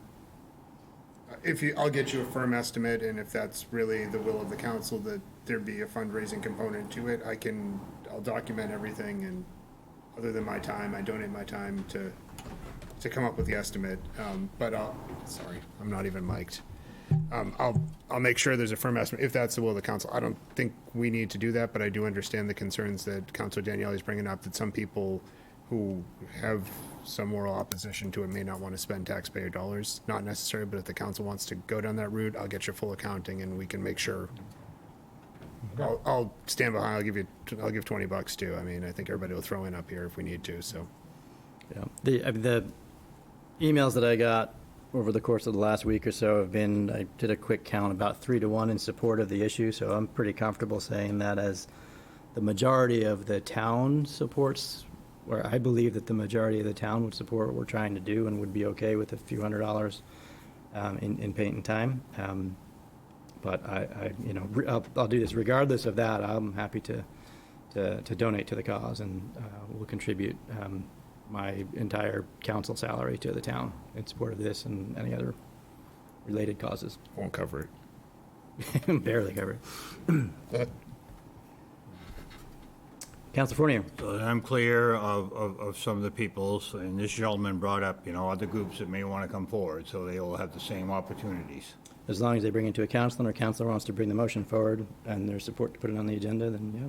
So it's the group's not coming forward. The group can come to you or to Jake or to Matt and say, right, you can bring a motion to the council. Do we want to discuss what kind of other things we'd like to see on that, or do we want to just take this and we'll deal with them as they come up? I would just do this one for tonight, but not to dismiss the others, but to say they're welcome at any time. You do have a Zoom hand, Mr. Chair. Oh, okay. We got one more hand, and then I think it's time for us to close this, but we got one more comment. The only other person in the audience is Ms. Vayu, and I'm sure that she should. One more comment. The audience is Ms. Vayu, and I'm sure that she should. Teresa, are you with us? I'm with you. Okay, you're on. Feel free to chime in whenever you like. I'm with you. I was just wondering if we could think about a location. Wait a minute, I need to move in the house. I've got an echo. Yeah, you got to turn your TV off or get away from it, Joyce. That's getting us feedback. Yeah. Much better. So, I was listening to Councilor Pelch and the numbers that you were giving out about the children across the United States, and it breaks my heart to think that there is any child in Freeport that would consider suicide because of this issue. So what about putting, because I think you're going to vote to put the sidewalk or crosswalk down, what about putting them near the high school and near the middle school? So those that are most vulnerable, those that are bullied the most, see it and see it every day and know that we're behind them. Just a thought. Thank you for listening. Thank you, Joyce. Yep, I'm fine leaving the motion open to, as far as the location goes, maybe to have Public Works or Peter weigh in or have that decision left up to us. Happy to talk about it here if you guys want to do that as well. Personally, I'd like to see it somewhere visible, so that visitors who come to town understand our values as well as students. I don't want to kind of duck it off on the back of a side street that only students will see. I think it's important for them to know that this is not just something that's for them, but it's something for our whole town. So that's my opinion. But all right, so we've got a motion on the floor to do a rainbow crosswalk every year until we decide otherwise, with no specific location in mind. I'll second that. It's already been seconded. Oh, it's so already been yeah. I think we're already at the point where we've offered a number of opportunities for public comment. I think we're ready to vote, unless there's three of you that want to challenge that.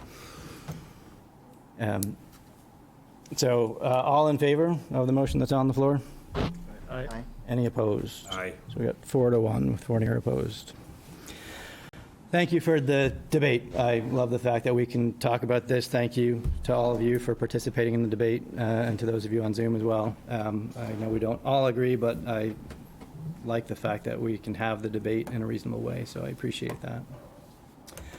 So that's all we've got for our regular agenda. We have a real estate matter that's going to bring us into executive session. Specifically, item 115-22, to consider action relative to an executive session pursuant to 1 MRSA Section 405-6C pertaining to a real estate matter. So I move that the town council enter executive session. Second. All in favor? We got a roll call, sorry. Oh, sorry, roll call. Councilor Pillsbury? Aye. Councilor Fournier? Aye. Councilor Daniele? Aye. Councilor Egan? Yes. And Councilor Pilch votes yes. So now in executive session.